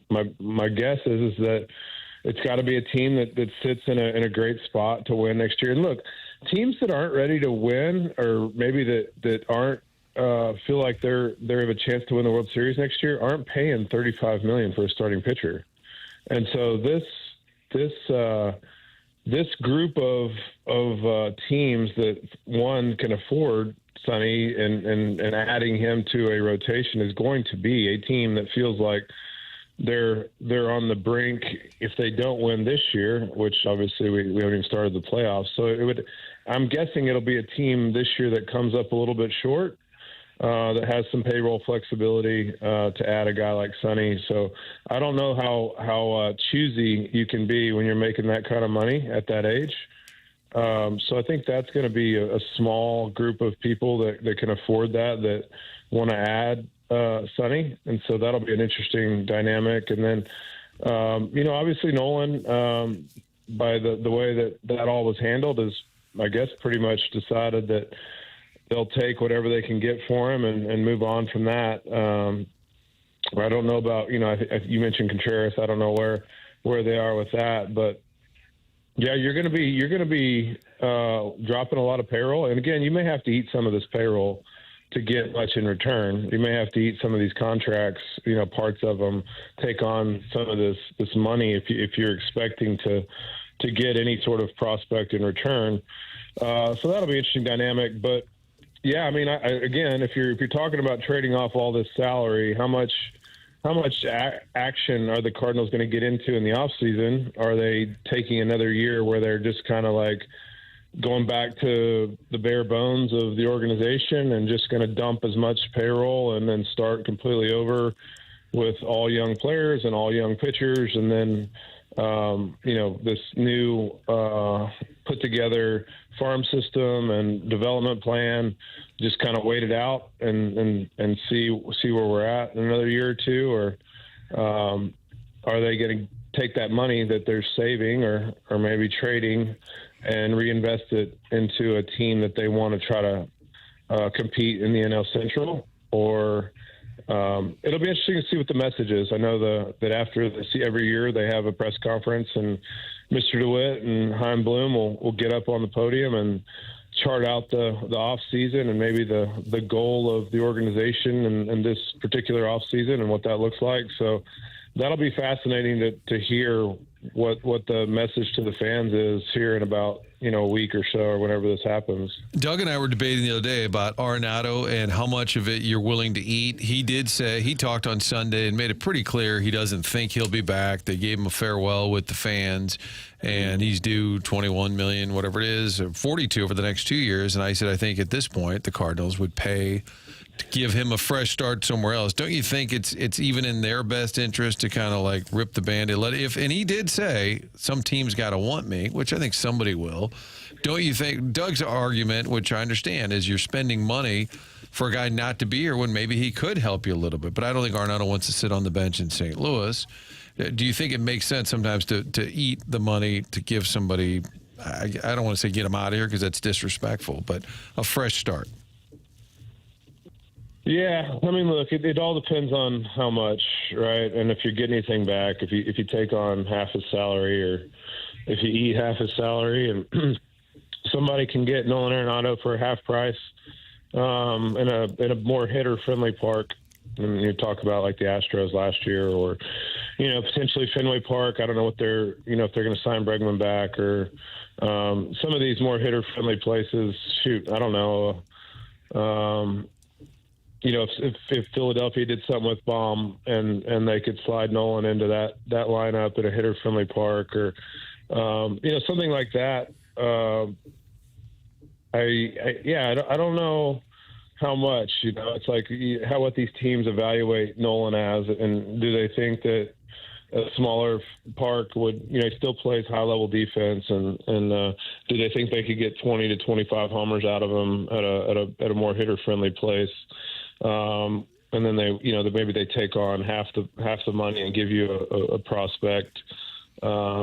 Typically, that's the kind of the way it works. But it's seemingly like when you do that fan appreciation and seemingly saying goodbye to that some sort of behind the scenes deal has been worked out, whether they get much for him or have to take on most of the salary. It feels like somebody, and whether that be player and management, have decided that was it. I don't think you do that unless there's a 99% chance that he's not coming back. And so I'll be interested to see. Like, I don't know how that's all going to unfold, but it felt like the end. I know, I agree with you. I think both sides are like, hey, we got to this point, and you don't do that without it being pretty clear. You had that same moment where the Cardinals came to you, right, that final weekend, 2016, and said, hey, we all know where we're headed, just so you know, do you want to have, right? Isn't that how it played out? Well, it was more of, I went to Mo and said, hey, just shoot me straight. Like, is this it? I was going to be a free agent. I had a player option or a team option.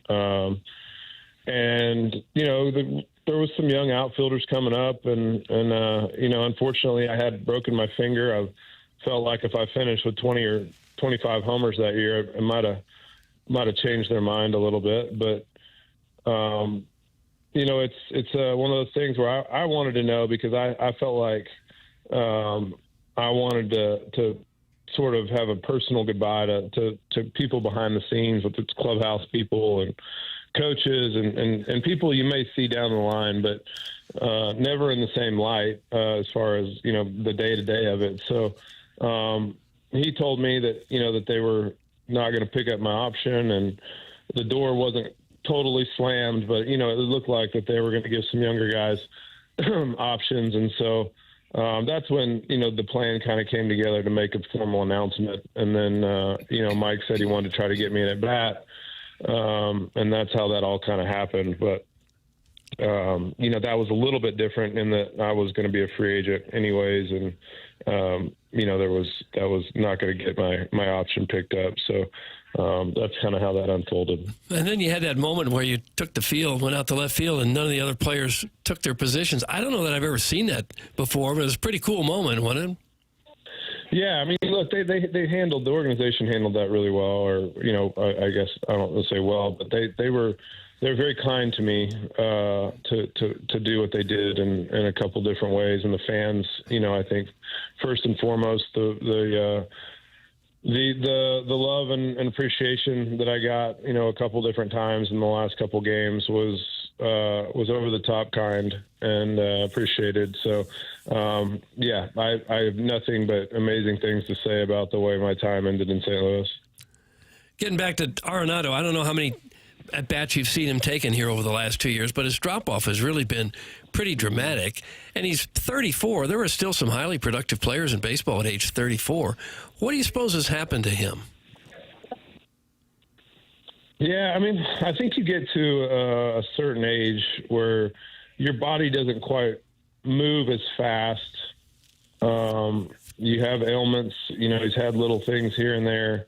Your body doesn't you can't cover up some of the things physically that you used to be able to cover up. And so I think there's been a little bit of a mechanical involved. I think that, he's always had to pull the ball really to hit homers. And St. Louis is not a great place for right-hand hitters to pull the ball for homers. I mean, it's really not. I mean, he has never been a guy that hits 470-foot homers. His margin for error on his homers typically is not a lot. And so when the age and maybe the legs and some of the power sort of comes down, the percentage comes down a little bit, then it's a tough park to hit in. And I think that there's a culmination of things. You start to overcompensate, so you start to try to swing harder. You're not getting the results in the power department that you're looking for, so you become more of a pull hitter, which I think the average suffers.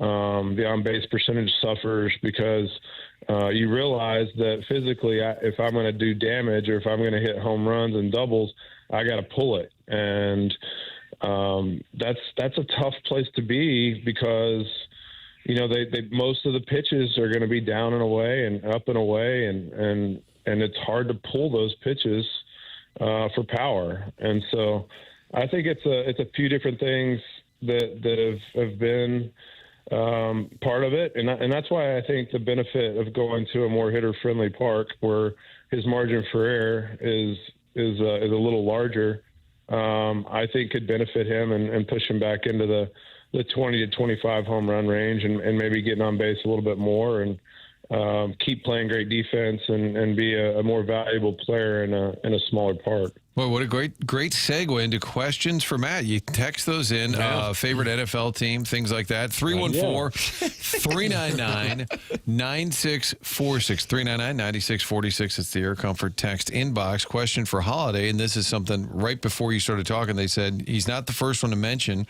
players going to a hitter-friendly park. Do the Cardinals need to move those fences in order to draw big free agent hitters? Is that something you think I don't know that it's going to alter their free agent market, but do you think that's something they should look into, moving the walls in?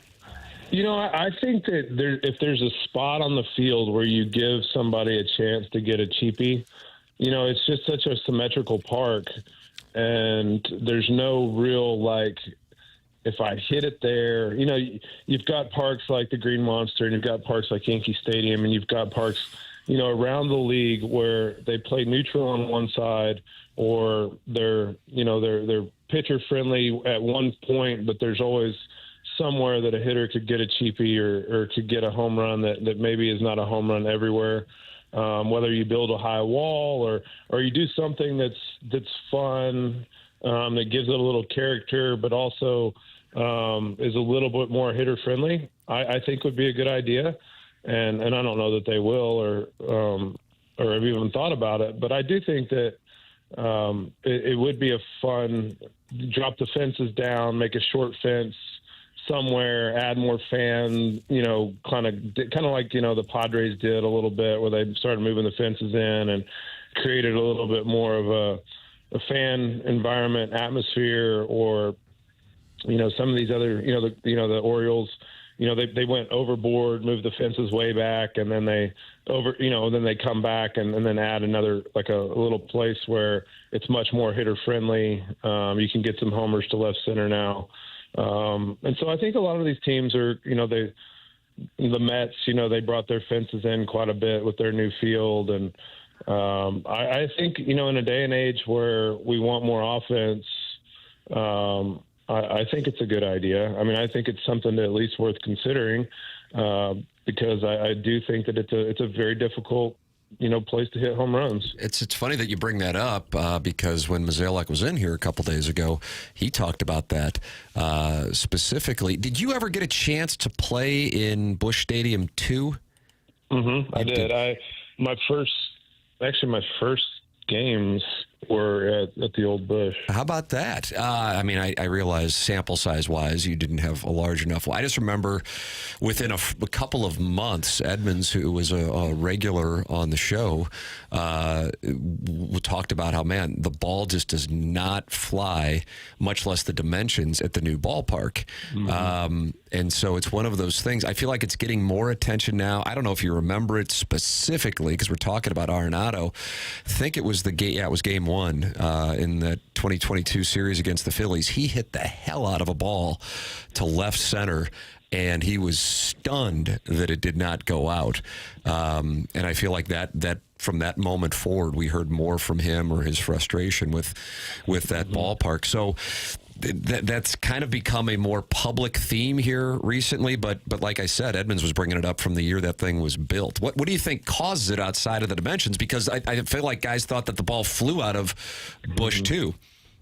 Yeah, I mean, you guys have to tell me. I don't remember it probably as well as y'all do, but it feels like there's a lot more open air in the outfield. 100%. Yeah, the other one was one of those cookie cutter stadiums, right? like the Vet and Three Rivers and the old Red Stadium. Yeah, and I think that's where the air had very little to do with, the flight of the ball. When you were completely blocked in, now, I mean, it probably was much hotter, at times where the air couldn't kind of get in there. But I think certainly when you start opening air paths and airways in the outfield, that the weather is going to play a bigger impact than some of these stadiums that are completely closed in, or even some of these domes. When you start talking about Milwaukee and some of these places that are retractable roofs, Arizona, where the wind just never really plays any factor. Where in St. Louis, you get when it starts getting cooler and the wind starts to shift, you really have to smash it to get it over the fence. So I probably think that that's probably one of the main reasons, I would guess.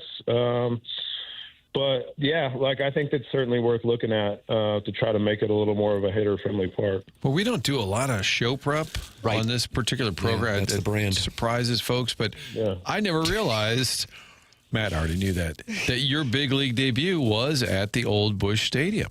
Your first ever big league series, big league at bat, first ever big league hit would have been in St. Louis. Was your first hit off Woody Williams? I think that's right. I'm looking at it right. Yeah. Well, maybe you should do some show prep. Jeez. Yeah. Did you keep the ball? We always see him throw the baseball to the dugout when a guy gets it. You still have it somewhere?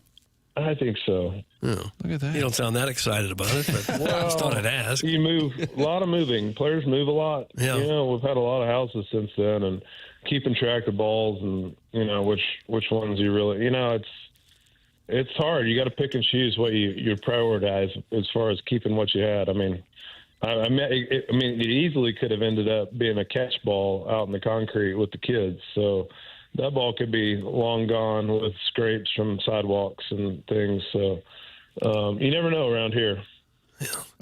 This is not a question, just a text. Please be our manager. We need you. There you go, Matt. There's a request for you to manage the Cardinals. Yeah, look, there's so much time involved with the everyday staff. I have a commitment issue these days with time.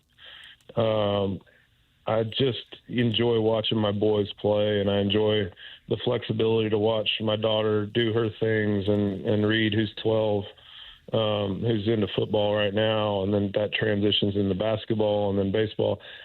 I mean, I think at some point I would like to do something, whether it be, some sort of advisor or consultant or something where I can be involved in an organization. But the day-to-day of Major League coaching, I don't know that people understand how many hours you spend at the ballpark, and then even in the off season, how much time it takes when you're constantly meeting about personnel and everything that goes into being a manager and a coach is incredibly time consuming. And at this point in my life, it'd be hard to give that up.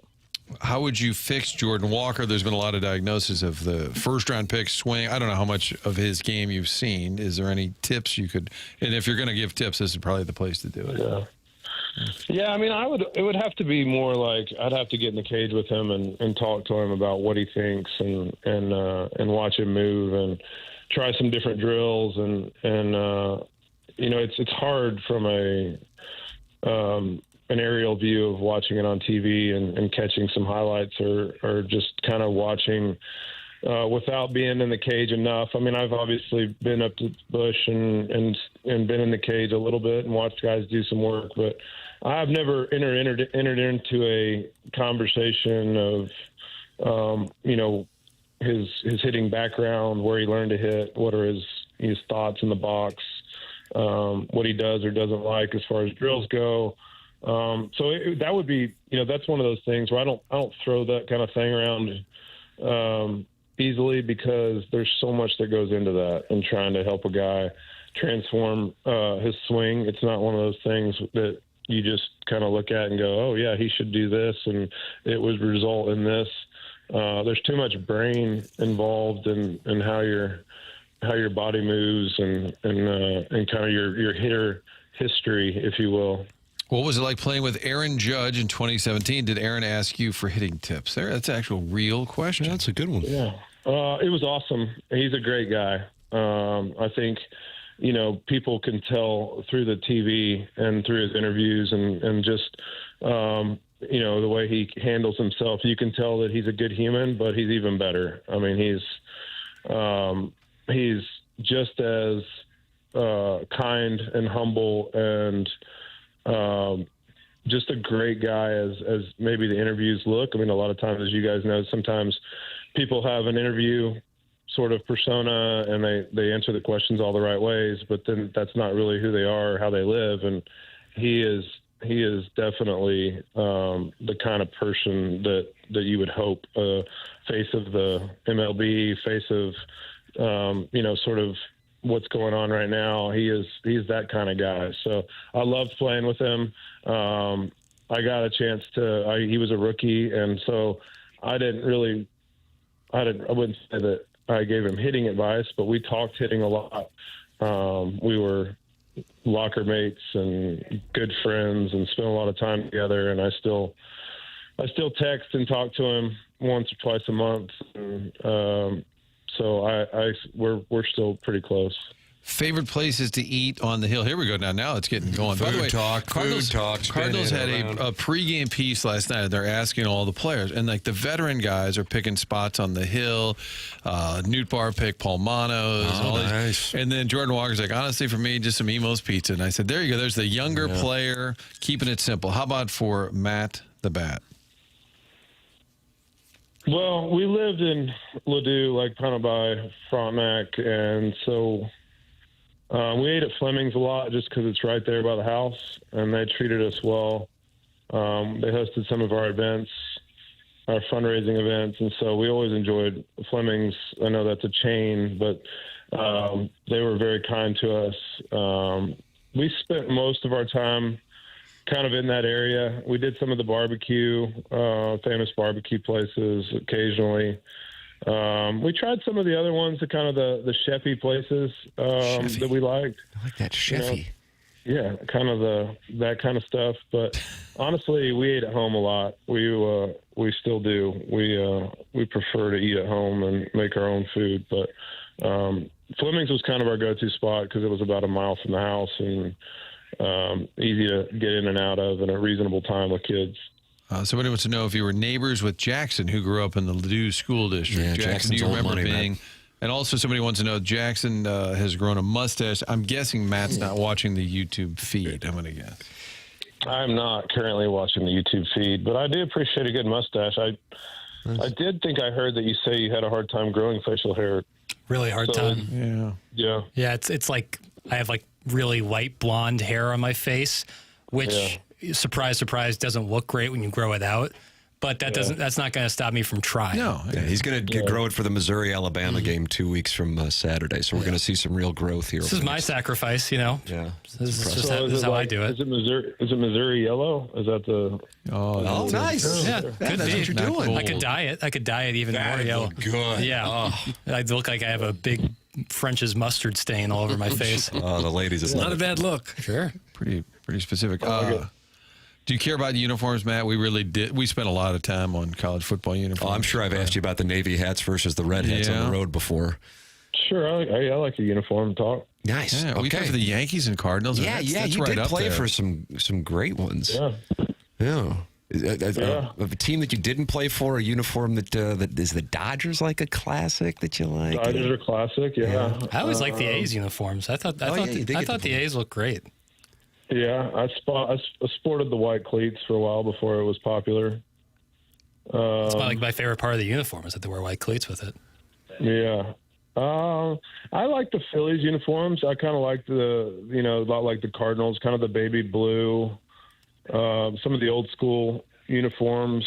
The Orioles brought back the all orange, kind of from the 70s, I think it was. What about the Rocky sleeveless one that they would? I mean, it's a classic. Yeah. It's a classic. People trying to bring it back. I was just up in Colorado with Ethan, and I think people like the vest. They like the black vest. I am a fan of the City Connect, the new Colorado City Connects. They went away from all the dark green, and now it's a little bit more of the kind of a Rocky Mountain sky colors, which I appreciate. They have a white belt with that one. I think they wear a white belt. Yeah, that's pretty specific. You can wear white belts with anything now. I mean, you can wear white. Guys are wearing all kinds of belts. So the belt doesn't have to be uniform anymore? That you can wear whatever you want? No, it feels like the cleats and the belts and the arm sleeves and shin guards and elbow. It looks like it's just a free for all. It's a great place to express your personal style. It feels like so. Quite a bit's changed since I got done playing as far as what they're willing to let guys wear. Giants had purple in their uniforms 2 nights ago, Doug. I was wondering if you saw that. Where did that come from? I don't know, but I'm telling you, they were doing it. I figured you didn't like that. Yeah. Matt, this isn't really a question, maybe an invite. Could you be a consultant and or player for our Shrewsbury softball team? The neighborhood bullies would pay handsomely for your services. So are you available for softball duty? It's tough for me to get there. I don't know exactly where Shrewsbury is, but it's right by Webster. No. Yeah, right off the highway. Well, I live in Oklahoma, so such a thing as air travel. From Stillwater, I would consider if there's private airfare on the table. Yeah. Shrewsbury's liquid. I think there's a airstrip right there. It's right by the old St. Michael's. Yeah, by the Metro bus station. Well, you could have been in the mix. Wainwright and Kill just did that. Nobody even knows what this is. MLB put together that home run derby, and obviously you just had the hip replacement. I would think in the future you would want to do that. Yeah, I was. They reached out a lot of times about that. But my hip has not been in a position to get out there and fire off homer attempts. So maybe next year I can get involved. I know they had some initial success. I think I don't know how it ended up finishing up, but I mean, look, I don't know if that thing makes any money or not, but it seemed cool. So, yeah, maybe next year. They didn't really publicize it. We had Wainwright on. We're like, wait a minute, did you just take part in some home run? And everybody, even in this room, was like, wait, what was it? And they played in Iowa. Then they were in Salt Lake. I think it's still to come. I think the final result, I don't know. Yeah. Do you know Chaim Bloom at all was one of the questions.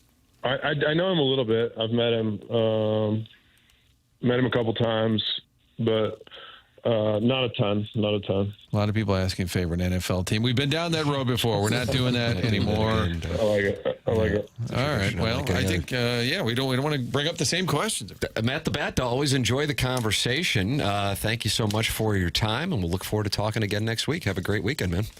Okay, sounds good. Thanks, Matt. I'll talk to you guys next week. See you guys. All right, then. Holliday with us here on the Callier and Thompson phone lines fielding questions.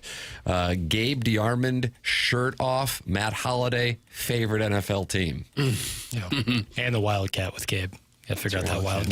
Tomorrow. I'll have a chance to do that tomorrow. Yeah. Bring up the Wildcat. It actually, UMass might be the time to kind of work on some things. Yeah.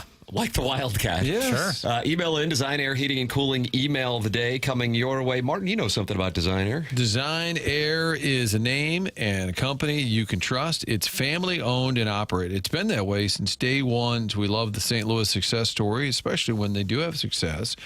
There's probably times when an out-of-town company says, hey, we'll buy your name, we'll buy your business. Nope, still run and operated by the same folks. Seth Goldkamp, fourth generation, and because it's family owned, their name's behind this whole operation.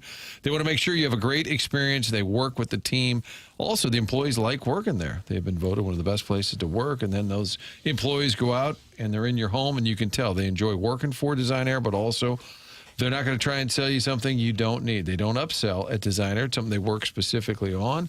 So everybody ends up in a good spot. And that's why we get so many texts back from listeners who have used Design Air. I think it's gotten a little weird because there's Larry and Steve are the silver foxes that are out there in the field. A lot of great feedback on that as well. Bottom line, it's a little creepy. It's a little creepy. It's cool. It's cool. This Bottom show line, celebrates hot men. Yeah, always has. Thank you. but if it gets too hot, have them come fix your AC. Cool down with Design Air. Get online, make your appointment at designairservice.com. Design Air sponsored the email of the day. Email in the morning after at insidestl.com. This is the Morning After, presented by Brian and Crouppen on 101 ESPN.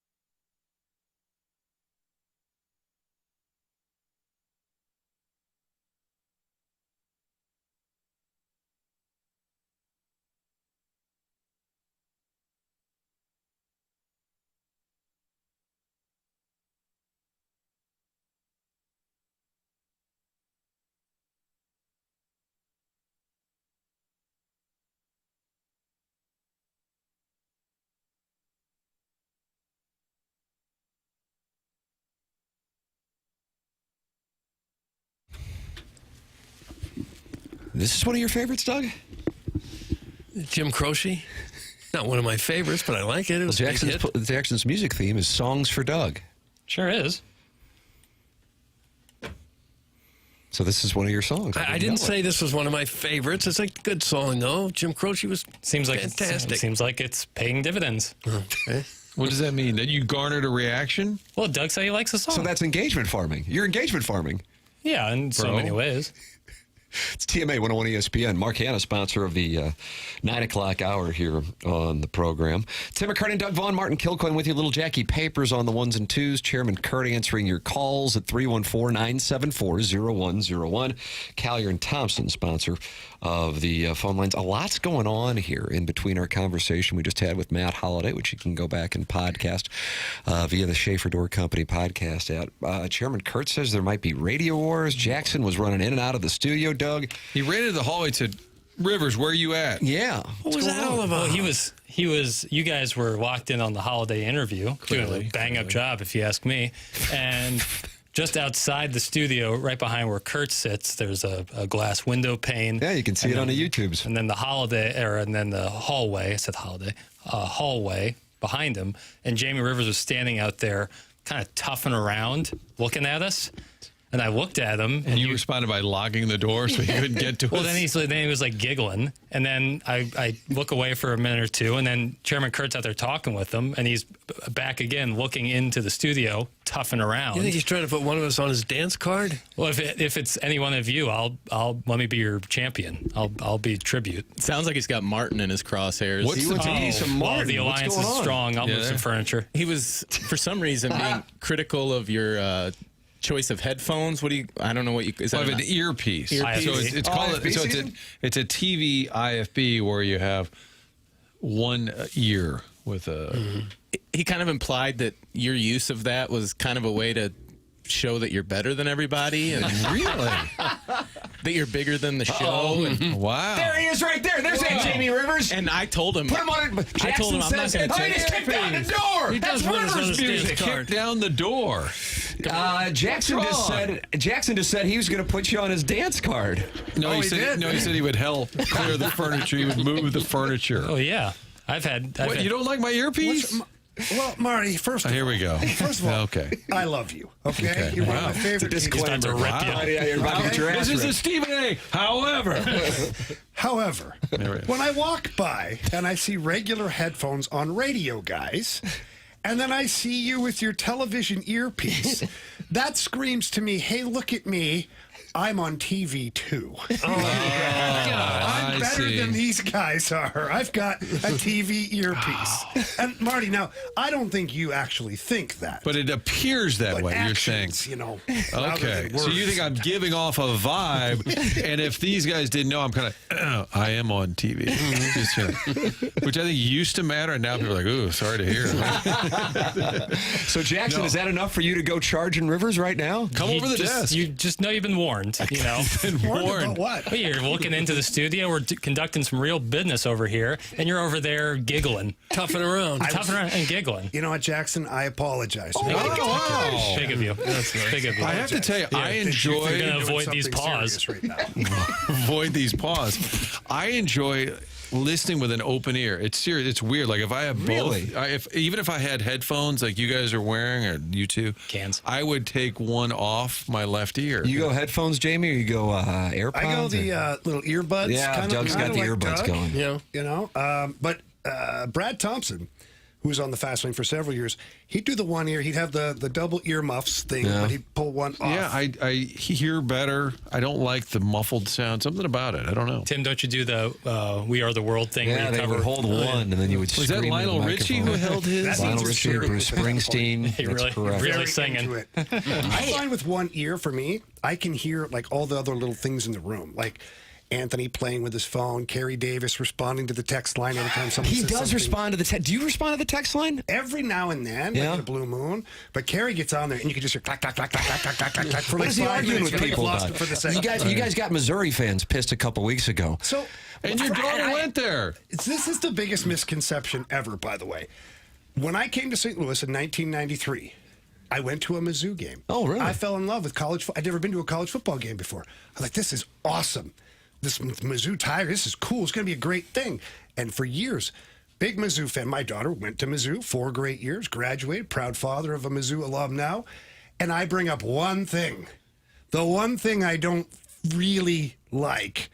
And that's it. I hate Mizzou. I'm an anti-Mizzou guy, and everybody's kind of crushed me. So we played the audio, and I was just like, I don't get why this is so upsetting. And obviously, we're Missouri, guys, me, Doug, and Jackson went to school. I guess what I missed in all this, because I did not go to college, and I snarkily on the show said, I didn't go to college. I was in the NHL at the time. Well, and he's worried about my earpiece. And this guy's dropping that crap. Sorry, I wasn't, taking a history lesson when I was in the NHL. I was passing to Wayne Gretzky. Anyways, no, I just felt, I guess where I missed the boat was the rivalry thing, right? Like, this is a big deal for KU and Mizzou. And I get it. I played in rivalry games. Now, not quite like college where I get to carry around a drum after I win the game and things like that. But I was just like, okay, you beat KU. You were supposed to.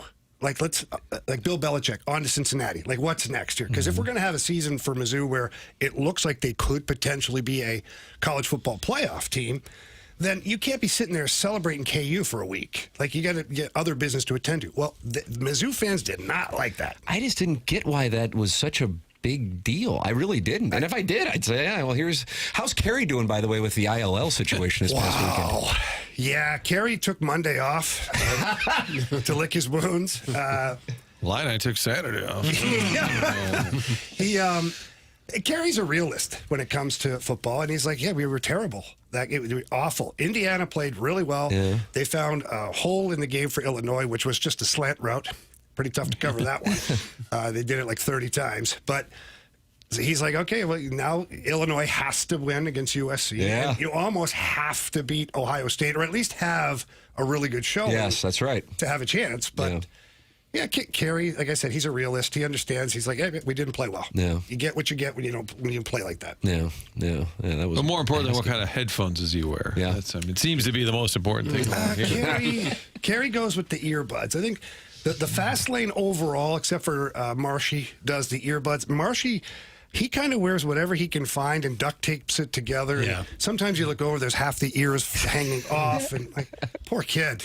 It is amazing. We don't have any backup head. We have guests come in here, notable guests, and we're handing them something with duct tape on it. Yeah. We're short a chair too. Jamie, what do you think of what Jackson is growing in honor of the Missouri-Alabama game here in 16 days? Check out that mustache. Do you see how hard he had to squint to look at it? That looks like you should be in a white van out by the schoolyard. So emasculating. Oh my God, I'm a grown boy. Maybe, you know what? I got an idea.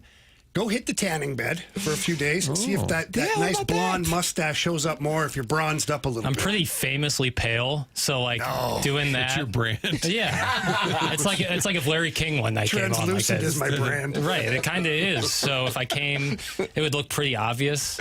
Is a tanning bed, what about a spray tan? I've never done the spray tan. I have seen people, and you've done a tanning bed though, right? I have done the tanning bed. That's really good for you too.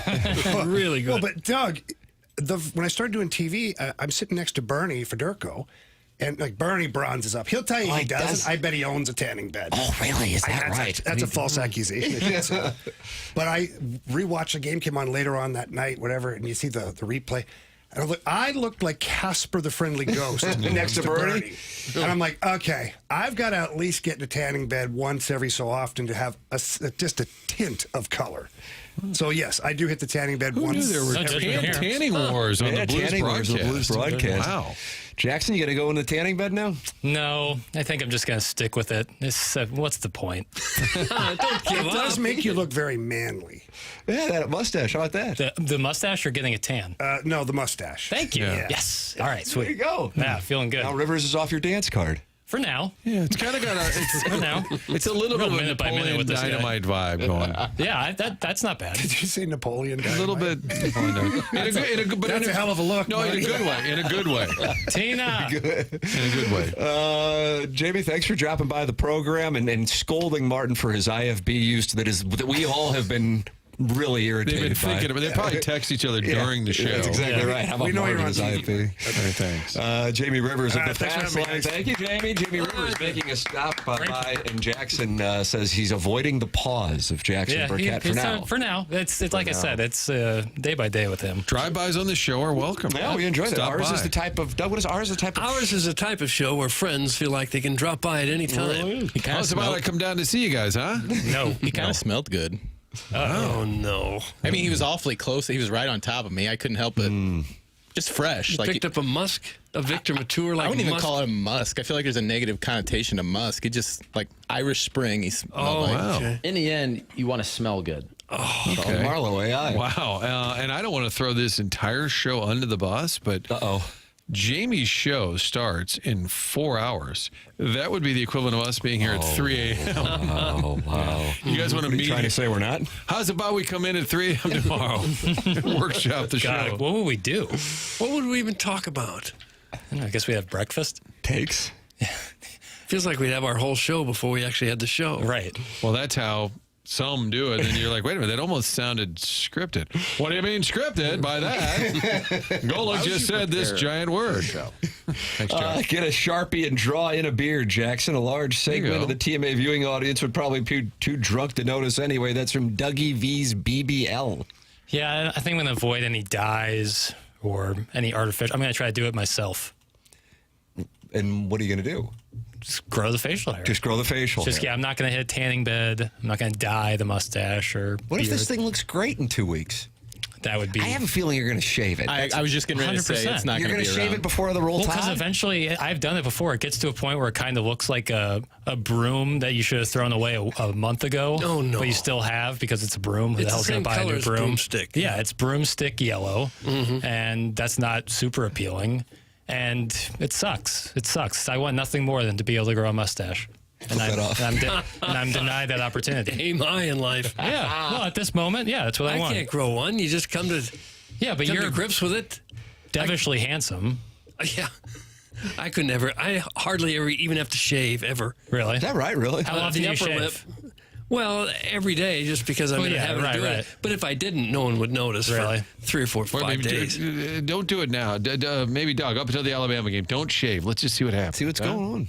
For me? Yeah. Oh, God, it would look hideous. We could do it as a show. Everybody. Everyone just Got a bit the here. By homeless the way, look. if you heard it during Holiday and now it's on again. Could people hear it on the air? I don't know, but I doubt it. next door, I guess, at Casey, there, Paul Simon's doing Rhythm of the Saints. He's playing the that's entire crazy. album. There's a large percussion sound. This happened one other time. Yeah, it was during an interview too. I can't remember who it was with, but it happened Very during an notable interview. percussion.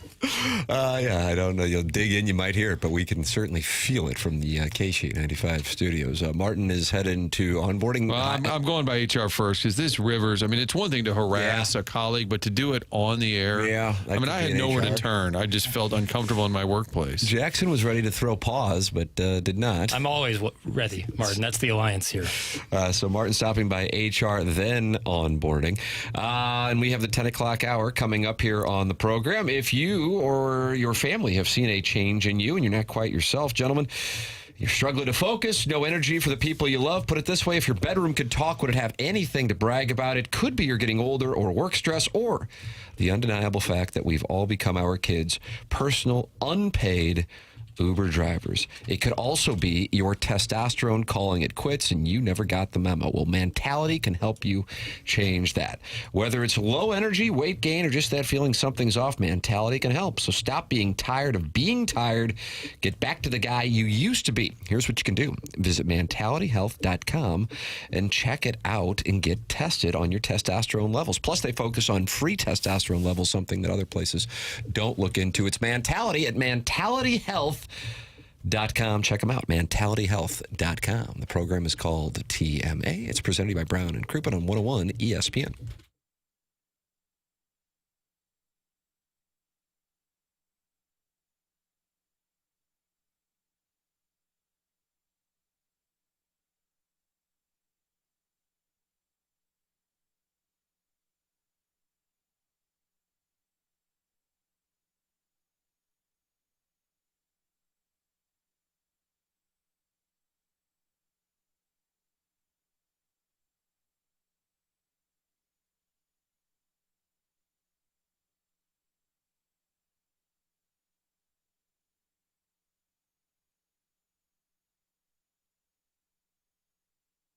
Psychiatric Care and Research Center has an opportunity for TMA listeners to make some money. You need to go to the following website to check it out. PCRC-STL.com. That's PCRC-STL.com. It's Dr. John Connolly, who completed his psychiatric training and residency at Washington University, where he also served as the chief resident. He has 40-plus years in practice and 20-plus years conducting clinical research trials. Well, that's what he's doing with the following: anxiety disorder, depression, bipolar depression, and obsessive-compulsive disorder. So they are offering compensation for your time and travel, and the offices are in O'Fallon, Missouri. So it's not like you're going across the country for this. Dr. John Connolly's been in practice for over 40 years and has more than 20 years of experience conducting clinical research trials. So if you are interested, call 636-244-3593 or check out the website. The website is pcrc-stl.com. That's pcrc-stl.com.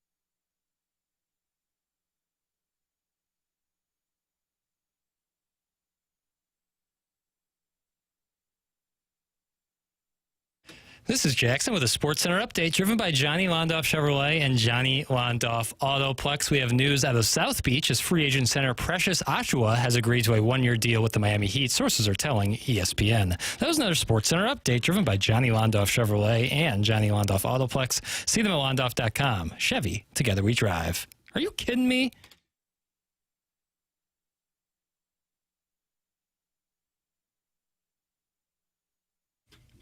Pete Rock and CL Smooth, they reminisce over you from 1992. Are you horsepawing me? Don't know the years. I shifted to jams for Tim for his birthday. It's the right thing to do. Can't even get one day. I gave you 2 hours, and you scoffed each time. I didn't scoff. This isn't one of my songs. Well, we said favorite songs. No. I guess I could have asked you your favorite songs. Yeah. But you have to acknowledge that this is the jam. Even if it's not for you, this is the jam. No, this is not the jam. You hear that yakety sax, though? Yeah. I don't hear a sax. That's coming up. Single pair. Oh, there it is. Busted. 21, had another one. Let's name her Pam.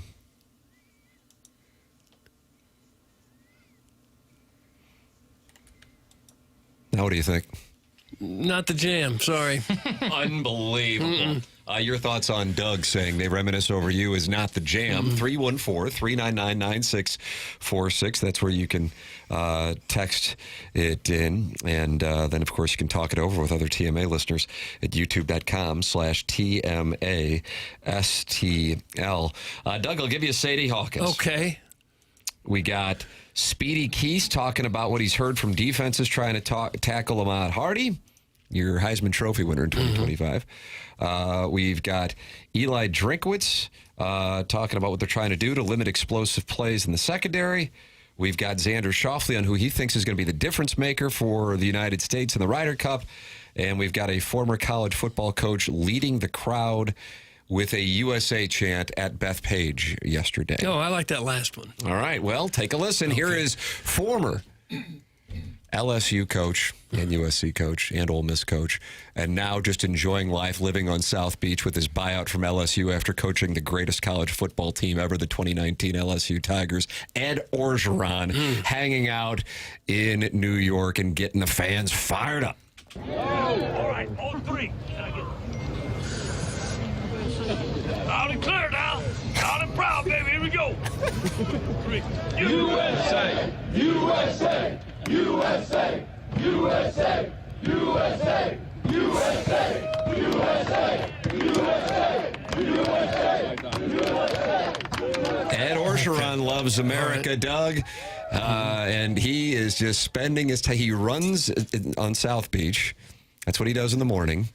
I saw Dan Levitard talking about this. He goes, what's Ed Orgeron doing? Because their show's based out of Miami. He goes, every day I just see him running around Miami Beach, big, thick, red man. Yeah, he does have a weird build. It's like an offensive lineman. And he goes topless, doesn't he? He does go topless. Oh, gosh. And then he'll see him just like at bars. And he got a bunch of money from LSU to go away. They tried to do it as quietly as possible, considering some of the things that were going on down there, allegedly.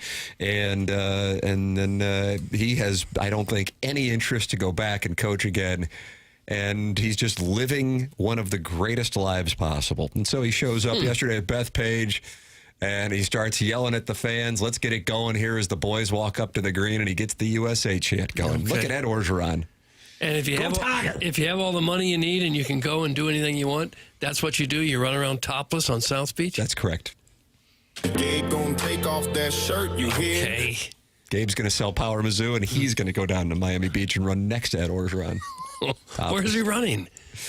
Because there's those little pathways around, you know that? He's Right not a there on young Collins. man. He's got to be late 60s, maybe 70s. I'm going to take a play on 68 for Ed Orgeron. Ed Orgeron, 68. I'll go 67. 64. Oh, nice. Boy, so he's really got it all figured out. Yeah.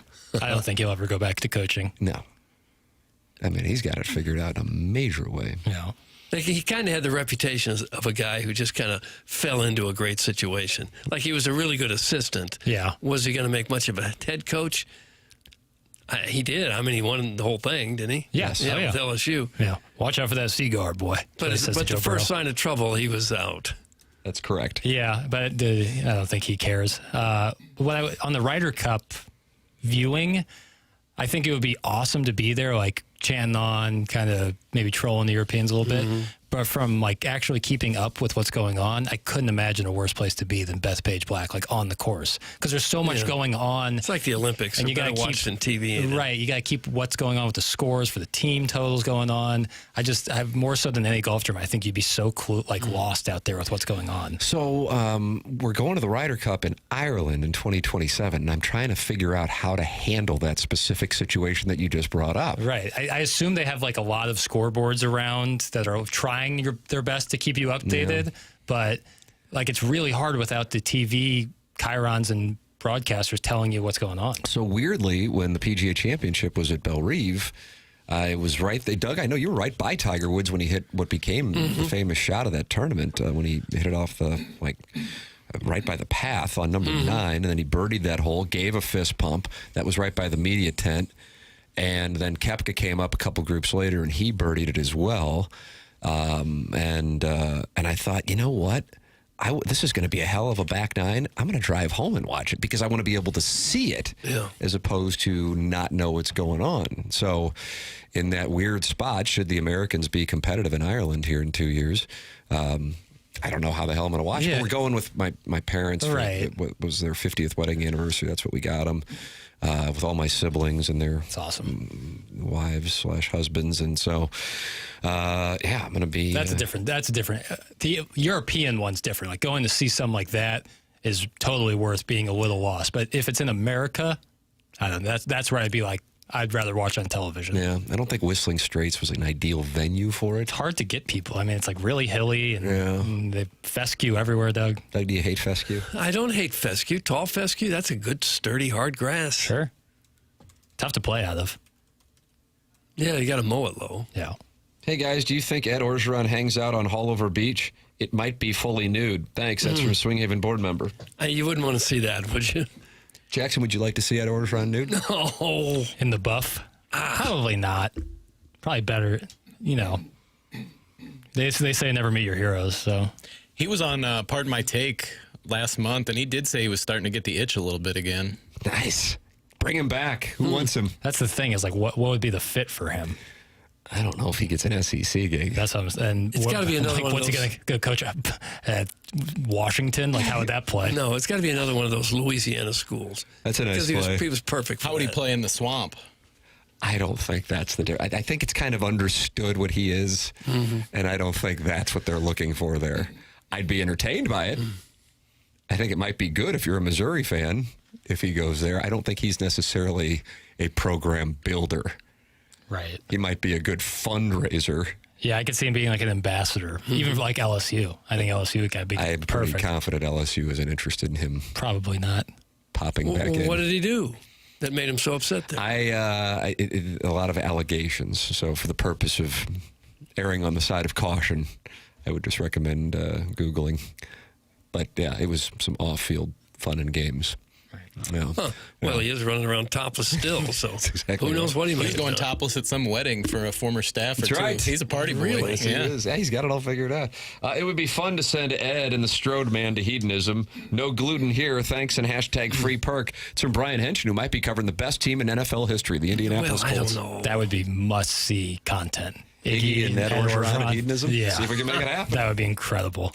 The program's called TMA. You can email in for the Design, Air, Heating, and Cooling email today. Coming up at the end of the program, BK and Ferrario then at 11 o'clock, and Jamie Rivers will be in at 2 o'clock after he just joined us in the previous segment, and Jackson said he was putting him on his dance card. Yeah. Yeah, you better watch out. So that's your lineup here on 101 ESPN for the next, Doug, I'll call it 7.5 hours approximately. Okay. All right. Fine. That's what we have coming up. And we got that Design, Air, Heating, and Cooling email today. You know about Design Air. Well, I do, because I've had him at my house on a couple of occasions, mostly for maintenance, but I did have that little air conditioner go dead there in heat of summer, and you know what? They come right out. Design Air is a name you need to put in your contact list, so when something happens, and it will sooner or later, to either your air conditioner or your furnace, and Design Air has got the staff size to get out there in a hurry. They got lots of people, a lot of handsome repairmen. I always suggested you ask for Larry the Silver Fox. You really like Larry. If you don't get him, you'll get somebody who'll get out there and get the job done. They've been doing it since 1904. There's nothing you can throw at Design Air that they haven't seen many, many times. They have more than a century of keeping homes comfortable and customers happy. Not just another HVAC company, also happen to be the longest running sponsor on TMA, and we are very appreciative of that. Seth Goldcamp runs the place. He wants everyone to know that Design Air is the place where you can trust. You'll never be sold something that you don't need. Whether you're dealing with the cold or the heat, they have got your back with dependable service and the no-pressure solutions. Visit designairservice.com and schedule your service today. Don't wait until it breaks down. Get it done before. Design Air's comfort you can count on since 1904. Yeah, the morning after at InsideSTL.com for the Design Air Heating and Cooling email of the day. Hey, Doug, I think I saw you this weekend at the Circle K off Lucas and Hunt. Was that you in the black Dodge Charger with a temporary license plate and duct tape on the back right window? So? That's from Hooterville Regional's Chief Berating Officer, the CBO. I hang out at Circle K frequently. With the Dodge Charger and expired tags. Yeah, is there anything wrong with that? You should try Quick Trip. Yeah. It's a little upscale for me. Email in the morning after at InsideSTL.com. You can text in with your sightings of the show as well. 314-399-9646. The program's TMA 101 ESPN.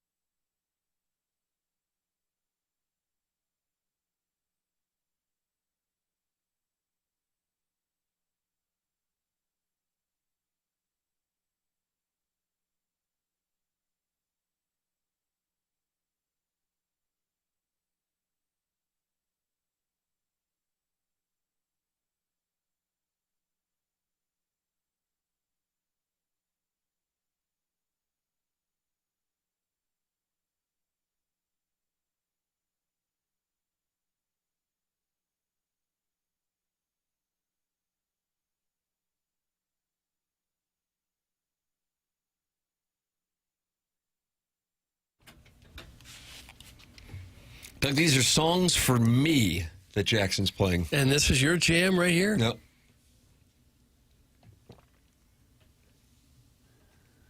Well, some people like things. Some people don't like other things. That's correct.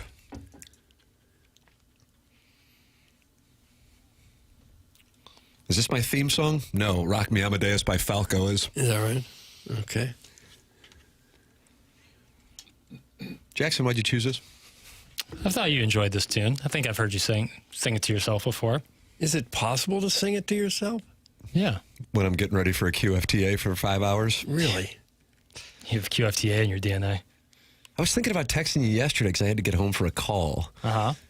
Doing QFTA because you were probably still here remotely. What time was this at? I got done with the call about 1:30. Yeah, I was here.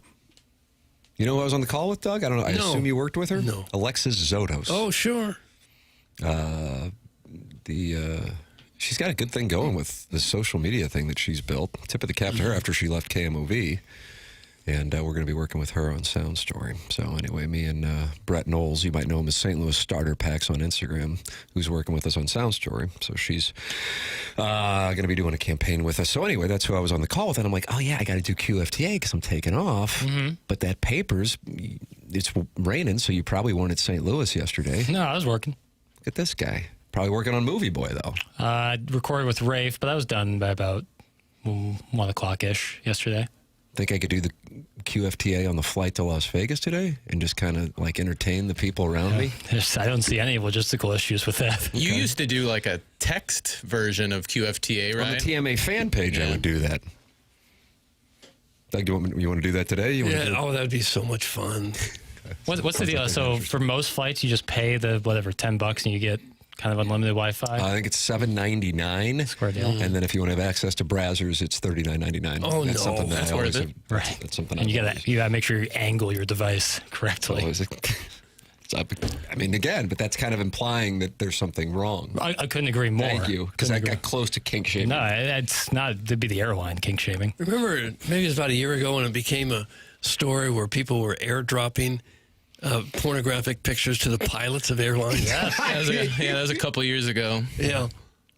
Yeah. I guess you're close enough to a lot of phones in a plane. Yeah, with the And they're airdropping porn on other phones. That's why you got to make sure you have airdrops set to context only, so you don't get hit with a missile. It's tough. Yeah, that is an important thing to have on the settings. Yeah, it's a dangerous game out there. You can literally click it to anybody. If they have their airdrop set to everyone, you can just airdrop anything to anybody. Have you in ever that received proximity. an inadvertent airdrop? No, because I have my settings Yeah, I correct. had settings turned off. You got to be careful. God, man, yeah, that'd be a bad beat. It'd be gross. Well, now you're getting again close to kink shaming. Yeah, that would be gross. That would Yeah, be. see, Doug? I don't even know what the kink would be there. Doug, you can airdrop me junk pictures anytime you want. That's from the Mississippi Mud Shark. So there's an example right there of somebody who wants it, Jackson. Right, but you have to be in proximity with the person. Right. The phone Otherwise, is it's just usually just a few feet away. Yeah, you'd have to. It's a Bluetooth thing. I'm not trying to be a smart aleck, Doug, but do you know how to could you airdrop something? Of course. Okay. I've airdropped something with Doug before. I airdropped a lot of stuff. Not professionally. It was not. It wasn't anything. Not that anything would be wrong with that. That was backtracking.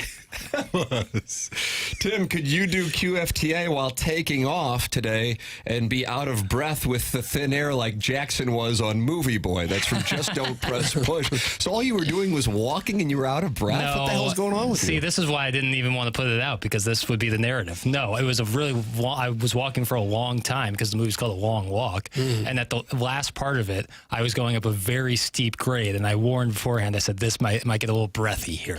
And it was hot out. So no. But authentic, and it was probably gritty. It was trying to be, I was trying to be meta. Apparently But it you fell didn't flat. get killed. Isn't that the Yes. storyline? People get killed if they don't keep walking? Correct. Sounds wonderful. Yeah. Surprised they didn't release that at Christmas. You just recorded on your phone? Yeah, voice memos, which actually sounded pretty good, all things considered. right, really? Yeah, pretty solid. I mean, so this wasn't like a video one. This was just me recording audio. And you're panting? No, I'm not panting. I would say that there's some moments where it might have a little breathy. You can't walk without getting winded? Oh my god! See, this is why I didn't even want to do it. Can't do anything. I like that I idea. put an ad up on Instagram. Jackson loves rubbing feet. I podcast you. Jackson can't walk. See, it's this narrative city. I can't avoid it. It's not like any of us overreacting. No, you're on right. The show. Yeah. My overreaction is that James Carlton is the greatest insurance agent in the history of the world. Underreaction, if you ask me. Thank you. 451 5-star reviews for James Carlton. Here's one from Craig Osborne, just posted a month ago. Working with Mike at James Carlton State Farm has been a great experience. I've heard about James and his team for years while listening to TMA. Oh, how about that? God bless. I just scrolled through, and this is when I showed up. And God bless. Thank you, Craig. And when I got the renewal notice from our former provider, it was time to get a free quote. James and his team, shout out to Mike Ross, was a very easy process of making the switch, and we're saving over $1,500 a year between our homeowners and auto insurance. It's always great supporting a TMA sponsor, and even better when you save a bunch of money and get great service. How about Craig Osborne? He's up for TMA Lister of the Month for my money. It's going to be a battle with him and Kurt. James Carlton is online at carltoninsurance.net. He's my insurance agent. He has been now for 6 years, and I recommend him wholeheartedly to the audience. 314-961-4800 to go online at carltoninsurance.net. If your insurance costs a leg and an arm, call James Carlton, State Farm. The program's TMA. It airs on 101 ESPN.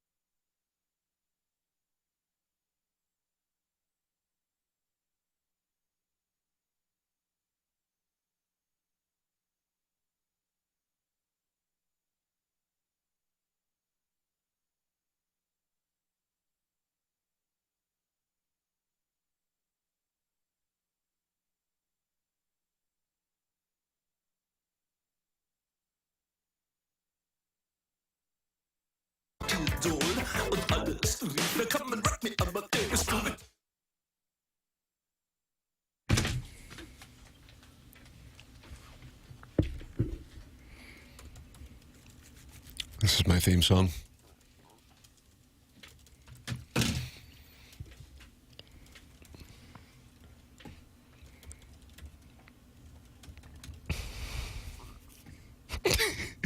Oh, for heaven's sakes. It's TMA 101 ESPN. Tim McKernan, Doug Vaughn. Chairman Kurt sliding into the dais. Martin Kilcoyne heading to the penultimate Heim Bloom onboarding session. I think Kirsch has taken that over. Nice. On Monday. Special projects. That's correct. Jackson Burkett on the ones and twos. BK and Ferrario coming up at the top of the hour. Tim, do you need anyone to carry your luggage today? Thanks. That's from Eric in the Central West End. You're not checking the bag. That's all carry-on, right? Yeah, I'll carry on. Yeah, all day. I'll carry on all And day. you have little porters that run alongside and next to you and at airports carrying stuff. I've actually bought flight tickets before just so I could make it into the concourse, carry his bags, but then I don't get on the flight. That's correct. Yeah, you pick something up at that Burger King or Cinnabon and then head on home. And just be happy that you got the chance, huh? Hey, Tim, what's your flight number? I want to track it and make sure you make it there, okay? Thanks. That's from the co-founder of the Fairmount Park Players Club. You can just kind of feel the air a little heavier knowing we have less than a half hour of him left this week. I'll be back next Wednesday. It's okay. It's okay. Yeah, we'll get by somehow. I don't know how we're going to do it. You have Gabe tomorrow. You have Joey Vitale tomorrow. Oh, yeah. That's Tim Convey's Tim Convey's coming in. Oh, yeah. is he He's really? got a little comedy special going on. We got a full dossier while Tim's gone, so we'll soldier on. What's doing on Monday? Colonel, Curbs, Colonel Curbs. That's it, and then some other stuff Tuesday. Doug, some other stuff would be where I would call and then make a move on the turn. To be announced. He doesn't have any. Nothing. To be announced. You don't know what I have in these hands. Nah, you got ace high. That could take down the pot on certain hands. It's fine, but I'm gonna with the bullets. I'm gonna fire on the turn in the river. You're just not gonna. I'm playing GTO over here, Doug. Okay, you're playing GTO over here. I never thought Game you'd play theory GTO. Tim, I'll be doing a personalized whisper flight tracker of your journey. Hope that's okay. That's from ASMR Ting Ting DBA Brian Henshin, who, of course, is covering the Colts, and they're on a collision course with the Eagles. Is that right, for the Super Bowl? Brian Henshin's going to be covering a Super Bowl. That'd be pretty great. Will he get to cover that, or will he be stuck on the high school lacrosse beat? Who do the Colts have this weekend, Doug? The Colts? I think it's... they have the Rams. Look at that, yeah. And SoFi. Who also look good. Colts are pretty good. Colts are getting 3.5 points. All right. Did you see what Tony Hawk got for his the 1.1, 1.9? $1.152 million for one of his skateboards. Yeah. You gotta be kidding. Who would pay that? Ooh. Memorabilia collectors are passionate. He got $115,000 for his helmet. $64,000 for his sneakers. $57,600 for his knee pads. When are you going to start selling your game-worn items? Maybe this afternoon. Yeah. Is he just liquidating things, or what's happening? If I was sitting on $2 million worth of memorabilia, I'd probably part ways with it too. Yeah, what does he care just for? Sitting in my closet collecting dust. He's probably got 10 more just like it sitting there. Yeah. I just got a text to my phone from Chairman Steve, who is the TMA listener of the year from 2023, right? 2023? Yeah, 23. Kurt won in 22. He says, I'm flying to D.C. at 7:25. What restroom do you want to meet in today? Oh. So he's going to go to this flight 10 hours early. And you're going to get a wide base and start tapping to each other? Yeah, Senator Larry Craig. Minneapolis Airport, am I right on that? I don't know where it was. Yeah, that apparently is a thing. For senators? I don't think it's necessarily specific to the U.S. Senate. That was just an outlier. Sure. They do it in the house as well. But you go into the airport and you start toe tapping to see if the gentleman next to you is interested. Can you imagine? It feels like getting very close to kink shaming, just so you know. Well, it needs to be shamed. It feels like a pre 9/11 thing too. Like I just don't know. Well, it happened after 9/11. It did? Yes. What? There goes Why that. would 9/11 have anything to do with that? Well, because like a guy would just like stroll into a bathroom, but now you have be to a terrorist. Well, on the no, other side. I'm not worried about terror. Isn't the worry? I'm worried. It's about having to have a ticket to get through security now. You know, the days of people just casually coming in and out of airports are gone. So you think they casually went without a ticket, walked into an airport and just hung around the men's room with a wide base? Isn't that what happened? More or less. I assume they were flyers. They were passengers. But what if you live by the airport? You know. What an odd thing to do. Isn't it all? I mean, you're king How big a loser are you? Say, hey, where are you going? I'm going to the airport to sit around the men's room. They called it cottaging. You got to be kidding me. Flip that off. You ever heard that term, Doug? What? Cottaging? No, I thought it was cruising. I don't like the term. So, yeah, I mean, you don't want to use the restroom anyway at the airport. And then just think if, like, all of a sudden, Doug, some wingtip shoe from a senator slides on under there. Speak for yourself. Tapping. If you have that kind of an emergency, you're thinking, praise the Lord, I don't see anyone I know. I hope no one saw me come in here. I'm going to wait till everyone's out of the restroom before I leave here. And instead, you got some guy who lives in the next neighborhood over tapping his toes at you. I think it was a tap and then sliding into, like breaking the plane, you know, into the other stall. Yeah. Tap, tap, slide. Yeah, I mean, it's a series of unfortunate situations. What's the best airport restroom you've been in? Flip that off. Flip it off. I guess this thing must have worked for somebody somewhere along the line for him to still be doing it. Well, I think he got pinched, didn't he?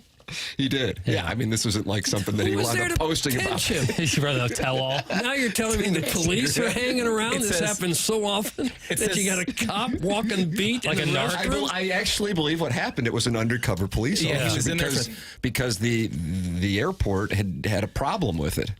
Oh, God. So it's happening a lot. 13 minutes he was in the stall before the police officer observed him lingering outside and frequently peeking through the crack of the door of the stall. Oh, Doug. So not only have you had to use the airport restroom in an emergency situation, and now you've got the wingtip shoe sliding, but now there's a chance that the senator is peeking through the All this with horrible odors everywhere. At 12:16 hours, he tapped his right foot. I recognize this as a signal used by persons wishing to engage in lewd conduct. Well, Have you ever seen that kind of thing in a bathroom? No, not. I've seen phone numbers written down on going the to side. apparently at Lambert Regional because that's where Chairman Steve and I are going to be today. Don't kink shame. All right. You are welcome to get involved in the program. 314-399-9646. You can also email in for our Design, Air, Heating, and Cooling email of the day, which is coming up here in a matter of moments. And we ask you to support the sponsors like 100 West Dental and Dr. Brandon Pryor, who is located on Manchester in Baldwin. No dental insurance, no problem at 100 West Dental. The membership plan aids in the cost of dental work for those who do not have dental insurance. They have a huge offer going on right now. Mention my name. You get $1,000 off Invisalign at 100 West Dental. And there is no phone call needed to get in. Just check the calendar online for availability and book right then and there. It's 100westdental.com or call 636-585-0100. It's 100 West Dental, online at 100westdental.com. And Dr. Brandon Pryor, they are on Manchester and Baldwin. Make sure you get your teeth cleaned. Make sure you get your teeth checked on. It can impact the rest of your body's health. It's an important thing to do.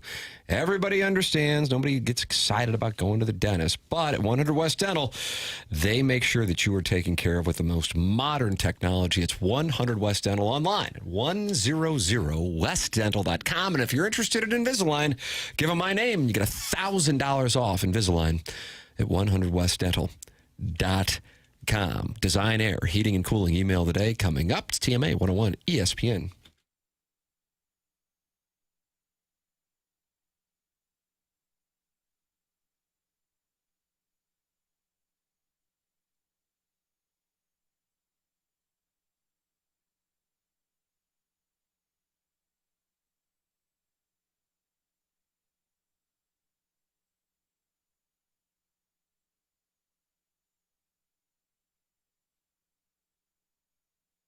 Michael's Flooring, family and locally owned for over 30 years. Michael takes pride in helping and making sure that his employees are happy and make a great living, and that's one of the reasons why customers have been supporting Michael's Flooring for 3+ decades, with locations in Creve Coeur, Darden Prairie, and St. Peter's. They're online at igotfloored.com, the website igotfloored.com. You can go online right now at igotfloored.com and get 3 free samples from Proximity Mills. That's all at Michael's Flooring website, igotfloored.com. Michael's passions flooring. When you order from him, he wants you to have the best experience for the best price. That's why he makes sure he gets the best installers that he can, giving them $7 a square yard, which is awesome compensation in this industry. If you are interested in working at Michael's Flooring, go to igotfloored.com.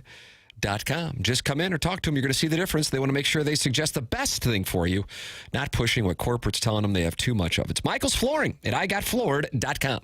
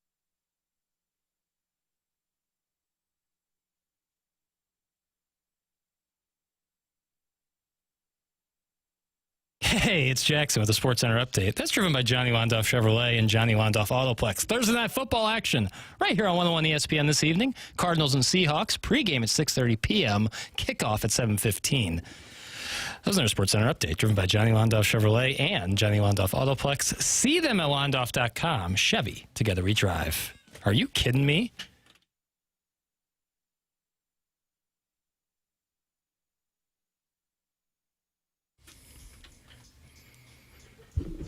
All right, Doug, you got one choice. Do you want to do the Design Air Heating and Cooling email today or not? Well, yeah, let's do it now. Yeah. I think it'd be a good time. It's time for the Design Air Heating and Cooling email of the day. Ow! Riot's dad is in a position to clinch the month of September with a win today. The morning after at InsideSTL.com is how you can participate in the program. Dearest gentlemen, but mostly Tim, how scandalous. I nearly spilled my cognac upon hearing Brandel Chambly's recent comments about young Bryson DeChambeau. To lob such verbal grenades on the eve of the Ryder Cup, despicable and positively un-American. In my day, when a man donned the stars and stripes upon the fairway, he was shielded from sabotage, not skewered by a Golf Channel gadfly masquerading as a patriot. To undermine Team USA at this delicate hour is no different than brewing Earl Grey with tap water, an act of sabotage against decency itself. Mark my words, if our lads fall short at Bethpage, the blame lies at the feet of Scambly. I dare say he ought to be tried for crimes against golf, if not against the Republic. Yours, in righteous indignation, Grandpa Licks, who's included a picture of a topless Dustin Johnson. Always gets down to topless, doesn't it? Always. Always men, too. A lot of emails today. Made it to the filtered file. Hey, Doug, the landfills are wafting nicely today over Bridgeton. It makes for some good aromatics. Really gets you in the porkin' mood. Why don't you come on over and let me take a ride on the old Vaughn Express? Okay. Okay. In the filtered file. Yeah, no, it's good. You thought that was okay, did you? What was wrong with that? It's vile. Who was it, Tim? That's the Bridgeton landfill fume huffer. We're going to suspend him. Bridgeton landfill fume huffer, you've been suspended a period of 2 days' time, and a letter will be put in your file. How's that feel? I don't suspect it feels very good. No. Our Father who art in Seattle, hallowed be thy dumper. Aside from the Mariners being the sole reason I haven't gone insane this baseball season, I want to thank you all at 101 for keeping me sane and in the loop with humor and sports entertainment. In my gesture of thanks, I would like to announce the start of a GoFundMe for Hubbard Radio. Jamie stopping by made things apparent and allowed our boys to voice their cry for help. Missing chairs, duct-taped headphones, and paper-thin walls that allow KC marathons to be heard throughout the entire building. I will do my part in the form of this email, which has been sponsored by the listeners in Warren County, and together we will make your show adequate again. That's from Dirk 3K, a.k.a. the Mariners Lemming of St. Louis. Mariners Lemming of St. Louis. And young, when Old Busch Stadium had the AstroTurf, the players would wrap their feet in foil and their tootsies would be like little baked potatoes. Thanks. That's from #1 Asian intern Brian Henshin. I work at a newspaper, Tim, so there. I also operate a Whisper YouTube page dubbed ASMR Taylor 94. Kick by the channel and I'll whisper sell you a couple of Doug Dogs on the boardwalk in a shoddy New York accent whilst painting a photo of present you with a 5-year-old you. Kind of creepy, but fairly existential. Hey, I'm walking here. Wonderful. Thanks. That's from Brian Henshin. Doug, what do you read? I don't know. I really like that. A lot of gibberish. Brian Henshin. I was at Johnny's Market staring at the black and white headshot of Doug that resides above the meat counter. Johnny's Market, and you have a picture It's above not there anymore. It got knocked down. Now it's the Lindbergh School District building. Be like holding up like a deer head, but it's just Doug's picture. Could be. Yeah. Waiting anxiously for Kyle, my butcher, to finish packaging my weekly supply of sausage casings. I was anxious as I had to drive back home down Lindbergh Boulevard, my least favorite road. It made me think of my Mount Rushmore of roads that I hate. Here they are. Doug, here's the Mount. I'm interested. Okay. Kings Highway by Yes. the hospitals. It's a nice play. It's Great a great play. So far, I really like the list. Manchester, Yes. great play. Yes. That's west of 270s, man. Okay. Manchester, what? West of 270? West of 270. That's where it really gets nasty. God, I don't know. I'll take kind of out there in Baldwin. It's in between Lindbergh and McKnight can get pretty sweaty. Well, I get you're pretty Central sweaty. Corridor. Yeah, that was old school. It's Sorry, that's where I drive. Telegraph Road, and you get out there. A little far south. Did you hear that right there? Did you catch that? It sure was. Get a little smirk when he said Well, it. shout out to all my people in Oakville. Yeah, but I think they're going to replay that on the YouTube and notice there was a little smirk. Make fun of my bald spot. And Hanley, my old boyfriend, lives near there. That's from Blumpkin Spice Latte. Hanley's not that bad. Kings Highway is the answer. Kings Highway by the hospital. Forget about it. There's like 10 stoplights. God, in that is brutal. Quarter That's mile. a nice play. Manchester's brutal. I actually, if I have to run somewhere and I got to go in Manchester, I'm like, I'm just going to wait until like after 7 o'clock. I'm not dealing with this. It sucks. Let's see what I got here. Greetings and salutations, gents. Great show today as always. Tim looked especially cute today. Here we go. Doug, I bought my first pair of khakis the other day. Not going to lie, not a fan. Not a fan at all. Let me know if you could use another pair of slightly worn pants. I can even wash them for you. Oh, well, got to go. Go Blues. That's Dave in Mofallon. Dave in Mofallon. Juvie Hall. I know what that's all about. That was no picnic. That's from Midge. Gosh. Midge. He lives in the plot a little. I'm starting to feel bad for Midge. They keep getting shorter. The year was 1636. Harvard was just opening as the first American university and in need of an eloquent and dashing student spokesperson. They had their eye on a local Colvin sports reporter, which is a combination of modern-day golf and hockey, popular among Dutch colonists. His name was D. Elvin Vaughn, and he was a visionary with his convertible LeBaron horse-drawn wagon and his typhoid fever-free lukewarm water. But unfortunately, when they reached out to him with their scholarship offer, he never answered the knock on his door because he was enthralled with that night's episode of The Colonist's Golden Bachelor, leaving Benjamin Woodbridge with the honor of leading the first graduating class of 9 people. That's from Shooter McGavin, the vice president of the Francis Park Weighted Vest Walking League. Shooter McGavin. Jackson, when you did your walking, you didn't have a weighted vest on. Or No. anything. But you were panting. I would say I was breathing with pace. You know, like when your breathing becomes manual instead of automatic.